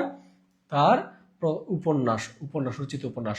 পদ্মা নদীর মাঝি কার লেখা? পদ্মা নদীর মাঝি কার লেখা? মানিক বন্দ্যোপাধ্যায়ের লেখা, পদ্মা নদীর মাঝি। তারপর একটু আসি, পুতুল নাচের ইতিকথা কার লেখা? কমেন্ট করেন তো, পুতুল নাচের ইতিকথার পরের কথা, এগুলো কার লেখা? পুতুল নাচের ইতিকথা কার লেখা? সবাই একটু কমেন্ট করেন তো। পুতুল নাচের ইতিকথা কার লেখা? পুতুল নাচের ইতিকথা কার লেখা? কমেন্ট করেন, পুতুল নাচের ইতিকথা কার লেখা?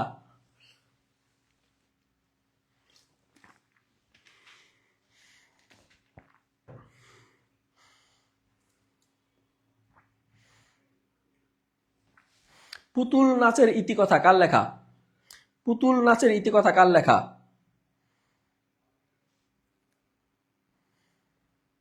পুতুল নাচের ইতিকথা কার লেখা?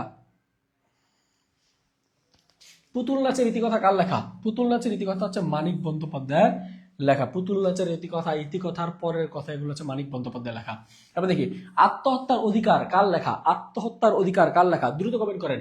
20 নম্বর প্রশ্ন, আত্মহত্যার অধিকার কার লেখা? আত্মহত্যার অধিকার কার লেখা? আত্মহত্যার অধিকার কার লেখা? আত্মহত্যার অধিকার মানিক বন্দ্যোপাধ্যায়ের লেখা। কার লেখা? মানিক বন্দ্যোপাধ্যায়ের লেখা। মানিক বন্দ্যোপাধ্যায়ের লেখা। এরপর একটা আসি, দিবারাত্রি কাব্য কার লেখা? দিবারাত্রি কাব্য এটা একটা কি? দিবারাত্রি কাব্য এটা কোন ধরনের রচনা? দেখেন, পূবালী ব্যাংকের সহকারী অফিসার পরীক্ষা আসছে 2019-এ। দিবারাত্রি কাব্য এটা কি? এটা কি উপন্যাস, নাটক, প্রবন্ধ, না কি বলেন তো, না কবিতার বই? এটা কি? দিবারাত্রি কাব্য এটা কি? দিবারাত্রি কাব্য এটা কোন ধরনের রচনা? বলেন, দিবারাত্রি কাব্য কোন ধরনের রচনা? দিবারাত্রি কাব্য কোন ধরনের রচনা? বলেন, দিবারাত্রি কাব্য কোন ধরনের রচনা? দিবারাত্রি কাব্য কোন ধরনের রচনা? দিবারাত্রি কাব্য কোন ধরনের রচনা? দিবারাত্রি কাব্য এটা যদিও কাব্য লেখা, কিন্তু এটা একটা উপন্যাস। মানিক বন্দ্যোপাধ্যায়ের লেখা একটি উপন্যাস। দিবারাত্রি কাব্য এটা একটা উপন্যাস। এরপর আসি, মানিক বন্দ্যোপাধ্যায়ের পৈতৃক নাম, মানে হচ্ছে বাবার রাখা নাম, বাবার নাম, বাবার রাখা নাম, পৈতৃক নাম মানে হচ্ছে বাবা মার দেয়া নাম আর কি। পৈতৃক নাম কি? তার পৈতৃক নাম কি? তার বাবার রাখা রাখা নাম কি? পৈতৃক নাম কি? মানিক বন্দ্যোপাধ্যায়ের পৈতৃক নাম কি? আছে হরিহর বন্দ্যোপাধ্যায়, আছে প্রবোধ কুমার বন্দ্যোপাধ্যায়, রতন বন্দ্যোপাধ্যায়, একটা আছে জ্যোতিভূষণ বন্দ্যোপাধ্যায়। তার পৈতৃক নাম তো, তার পৈতৃক নাম কি? মানিক বন্দ্যোপাধ্যায়ের পৈতৃক নাম কি? মানিক বন্দ্যোপাধ্যায়ের ডাক নাম হচ্ছে মানিক। ডাক নাম মানিক। তার ডাক নাম ছিল মানিক। তার ডাক নাম কি ছিল? মানিক ছিল। তার পৈতৃক নাম কি? তার পৈতৃক নাম কি? তার পৈতৃক নাম কি? তার পৈতৃক নাম কি? বলেন, তার পৈতৃক নাম কি? তার পৈতৃক নাম কি? মানিক বন্দ্যোপাধ্যায়ের পৈতৃক নাম কি? মানিক বন্দ্যোপাধ্যায়ের পৈতৃক নাম হচ্ছে প্রবোধ কুমার বন্দ্যোপাধ্যায়। প্রবোধ কুমার বন্দ্যোপাধ্যায়। আর এখান থেকে নেওয়া হয়েছে বন্দ্যোপাধ্যায়, আর তার ডাক নাম ছিল মানিক, সেখান থেকে নাম হয়ে গেছে মানিক বন্দ্যোপাধ্যায়। তো শিক্ষার্থী বন্ধুরা, আপনাদের সাথে এতক্ষণ আমি ছিলাম, আমি রাশেদুল ইসলাম যুক্ত ছিলাম বাংলা ক্লাস নিয়ে। তো আপনাদের সাথে আমি সহ আরো 6 জন, মানে মোট 7 জন শিক্ষক আমরা দায়িত্ব নিয়ে আপনাদেরকে পড়াবো, আপনাদেরকে প্রস্তুত করব আপনাদের প্রত্যাশিত চাকরির জন্য। তো আপনারা যারা যারা 19তম শিক্ষক নিবন্ধন এবং প্রধান শিক্ষক নিয়োগ পরীক্ষা দিতে চাচ্ছেন, তাদের জন্য 90 দিনের চাকরি পাওয়ার একটি সুবর্ণ সুযোগ আছে আমাদের এই সুপার ফাউন্ডেশন কোর্সে। এই সুপার ফাউন্ডেশন কোর্সে আমরা 7 জন শিক্ষক, অভিজ্ঞ শিক্ষক আপনাদেরকে গাইডলাইন দিয়ে পড়াবো 80টি ক্লাসের মাধ্যমে, এবং থাকছে 40টিরও বেশি এক্সাম এবং 5টি বিষয়ভিত্তিক লেকচার বুক। আপনারা হার্ড কপি, আপনার প্রিন্টেড কপি আপনাদের বাসায়, আপনাদের ঠিকানায় সুন্দরবন কুরিয়ারের মাধ্যমে পৌঁছে যাবে। তো ভাবছেন এত কিছু একসাথে, তো কোর্স ফি কত? আমাদের মূল কোর্স ফি ছিল মাত্র 3000 টাকা, কিন্তু আমরা সেখান থেকে 50% ডিসকাউন্ট দিয়ে আমরা কোর্স ফি নিচ্ছি মাত্র 1500 টাকা। কোর্স ফি মাত্র 1500 টাকা। তো আপনারা যারা ভর্তি হতে চান, তারা বিকাশ নগদ রকেটের মাধ্যমে এই নাম্বারে 1500 টাকা সেন্ড মানি করে ভর্তি হয়ে যেতে পারেন আমাদের এই সুপার ফাউন্ডেশন কোর্সে। তো এই কোর্সে ভর্তি হতে আপনাদের যা করতে হবে, এই নাম্বারে টাকা পাঠিয়ে আপনারা জাস্ট একটা স্ক্রিনশট নিয়ে পাঠিয়ে দিতে পারেন হোয়াটসঅ্যাপ নাম্বার, সরি এই নাম্বারে, অথবা আমাদের পেজে আপনারা ইনবক্স করতে পারেন, মেসেজ দিতে পারেন নিবন্ধন বা প্রাথমিক প্রধান শিক্ষক লিখে। তো যারা যারা এখন ভর্তি হতে চাচ্ছেন, লাইভে থেকে ভর্তি হতে চাচ্ছেন, তারা কিন্তু এই নাম্বারে টাকা পাঠিয়ে আপনারা কিন্তু এখনই ভর্তি হতে পারেন, অথবা যারা পরবর্তীতে ভর্তি হবেন তারা কিন্তু এখানে নিবন্ধন অথবা প্রধান শিক্ষক লিখে কমেন্ট করতে পারেন। তো আমি আপনাদের দায়িত্ব নিয়ে বাংলা পড়াবো, আরো যারা শিক্ষকজন আছেন তারাও আপনাদেরকে পড়াবেন। তো যারা যারা ভর্তি হতে চান, আমার বন্ধু রাশেদ, বন্ধু মানেটা ভুল হয়েছে ভাইয়া, বন্ধু হবে, বন্ধু, আমার বন্ধু রাশেদ, হুমায়ুন আহমেদের লেখা একটি বিখ্যাত রচনা, বিখ্যাত একটা মুভিও আছে আমার বন্ধু রাশেদ, সেই রাশেদ আমি, সরি আমি সেই রাশেদ না, আমি হচ্ছি রাশেদুল ইসলাম। তো শিক্ষার্থী বন্ধুরা সবাই যারা যারা আমাদের সাথে যুক্ত আছেন সবাইকে মায়ের রমজানে আপনাদেরকে আমি এইটুকুই বলবো, রমজান আছে, রমজান আসবে, রমজানের সময়ের সাথে সাথে কিন্তু আপনার পরীক্ষার সময়গুলো গনিয়ে আসতেছে। তো যারা যারা ভর্তি হতে চান, যারা যারা ভর্তি হতে চান তারা যুক্ত হয়ে যেতে পারেন আমাদের এই প্রাইভেট ব্যাচে। তো কারা কারা ভর্তি হতে চান সবাই একটু কমেন্ট করে জানান, কারা কারা ভর্তি হতে চান একটু কমেন্ট করে জানান, কারা কারা ভর্তি হতে চান একটু কমেন্ট করে জানান। আমাদের সাথে মাহবুব স্যার, আমাদের ইংলিশের জাদুকরী শিক্ষক মাহবুব স্যার যুক্ত আছেন, লিখেছেন ভালো থাকবেন স্যার। স্যার আপনিও ভালো থাকবেন, ভালো রাখবেন আমাদের ভাবিকে। যাই হোক ভালো থাকেন, দোয়া রইল ইনশাল্লাহ। তো মাহবুব স্যার কিন্তু আপনাদেরকে অনেক যত্ন সহকারে এবং আন্তরিকতার সহিত কিন্তু আপনাদেরকে ইংরেজি পড়ান, ইংরেজি আপনাদেরকে শিখান। তো যারা যারা আমাদের সাথে যুক্ত আছেন আর আর কে কে ভর্তি হতে চান একটু দ্রুত দ্রুত একটু জানান, এবং যারা পরবর্তীতে ভর্তি হবেন তারা একটু ইনবক্স করেন, প্রাইমারি এই যে আমাদের প্রধান শিক্ষক অথবা নিবন্ধন লিখে ইনবক্স করেন। ইনশাল্লাহ আপনাদের সাথে দেখা হচ্ছে পরবর্তী ক্লাসে। সে পর্যন্ত ভালো থাকবেন, সুস্থ থাকবেন, সবার জন্য অনেক অনেক শুভকামনা রইল। আল্লাহ হাফেজ।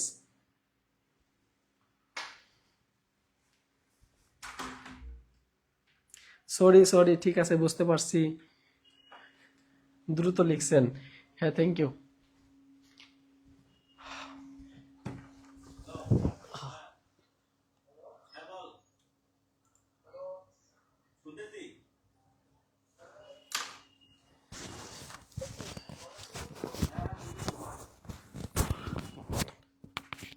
ক্লাস কিন্তু বন্ধ হয় না।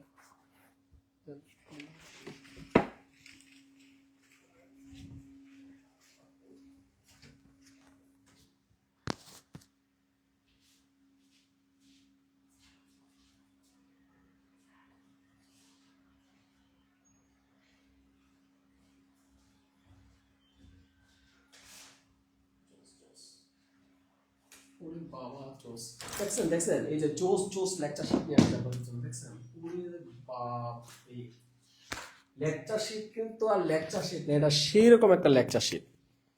সত্যি আমি আমি আমি সত্যি অবাক, আমি এবছরের লেকচার শিট দেখি নাই, এই প্রথম আমি হাতে নিলাম। আমি লেকচার শিট দেখছি কিন্তু আমি এই লেকচার শিটটা হাতে নিয়ে দেখি নাই। চমৎকার একটা লেকচার শিট সত্যি। আপনি দেখেন এই যে বাইন্ডিং দেখছেন, বাইন্ডিং সেই বাইন্ডিং, এত হার্ড বাইন্ডিং, একদম প্রিমিয়াম কাগজ দিয়ে ছাপানো, চিন্তা করেন একদম স্পষ্ট ছাপা। আপনারা এই লেকচার বুকগুলো কিন্তু পাবেন আমাদের এই কোর্সে ভর্তি হলে। তো এই দেখছেন আমার আমার আমার বাংলা দিয়ে শুরু। তো আপনারা এই 5টা লেকচার বুক পাবেন আপনারা কোর্সে ভর্তি হলে। এই যে বাংলা একটা লেকচার বুক পাবেন, আপনারা পাবেন সুপার সাজেশন গণিতের জন্য একটা লেকচার বুক, আপনারা পাবেন দৈনন্দিন বিজ্ঞান, তার সাথে কিউট করে আপনারা পাবেন সাধারণ জ্ঞান বই, ঠিক আছে, এবং আমাদের আবিদুর স্যারের মতো কিউট একটা ইংরেজি সাজেশন কিন্তু পাচ্ছেন। তো আপনারা যারা ভর্তি হবেন আমাদের এই 1500 টাকা কোর্স ফিতে কিন্তু আপনারা এই লেকচার বুকগুলো পাচ্ছেন। এই লেকচার বুকগুলো কিনতে গেলেও 1500 টাকা লাগে। সত্যি কথা, যে পরিমাণ প্রিমিয়াম কোয়ালিটির করছে এই লেকচার বুকগুলো, মনে হয় যে এক একটা স্ট্যাম্পের কাগজ দিয়ে, দলিলের কাগজ দিয়ে করছে, খুবই চমৎকার। তো যারা যারা ভর্তি হতে চাচ্ছেন আমাদের স্ক্রিনে দেওয়া নাম্বারে ভর্তি হয়ে যেতে পারেন এবং ভর্তি হয়ে লুফে নিতে পারেন আপনাদের এই হার্ড কপি লেকচার বুকগুলো। তো আপনারা যারা ঘরে বসে চাকরির প্রস্তুতি নিতে চান সবাই কিন্তু চাইলে আমাদের এই প্রাইভেট ব্যাচে যুক্ত থাকতে পারেন, আমাদের ক্লাসগুলো করতে পারেন, এবং এই লেকচার শিটগুলো আপনাদের ঠিকানায় পৌঁছে যাবে সুন্দরবন কুরিয়ারের মাধ্যমে। তো কারা কারা ভর্তি হতে চান দ্রুত একটু ইনবক্স করেন, ইনবক্সে লিখে জানান, অথবা যারা পরবর্তীতে ভর্তি হবেন বা আগামীকালকে ভর্তি হবেন বা সকালে ভর্তি হবেন তারা ভর্তি হতে পারেন নিবন্ধন এবং প্রধান শিক্ষক লিখে কমেন্ট করেন। ইনশাল্লাহ আমরা আপনাকে জানিয়ে দেব কিভাবে আপনারা ভর্তি হবেন। সবাই ভালো থাকবেন, ভালো রাখবেন, ইনশাল্লাহ দেখা হচ্ছে পরবর্তী ক্লাসে। যাচ্ছি মানে যাচ্ছি না, দেখা হবে পরবর্তী ক্লাসে। আল্লাহ হাফেজ।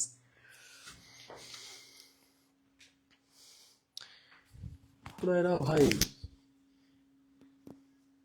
অফার দিব,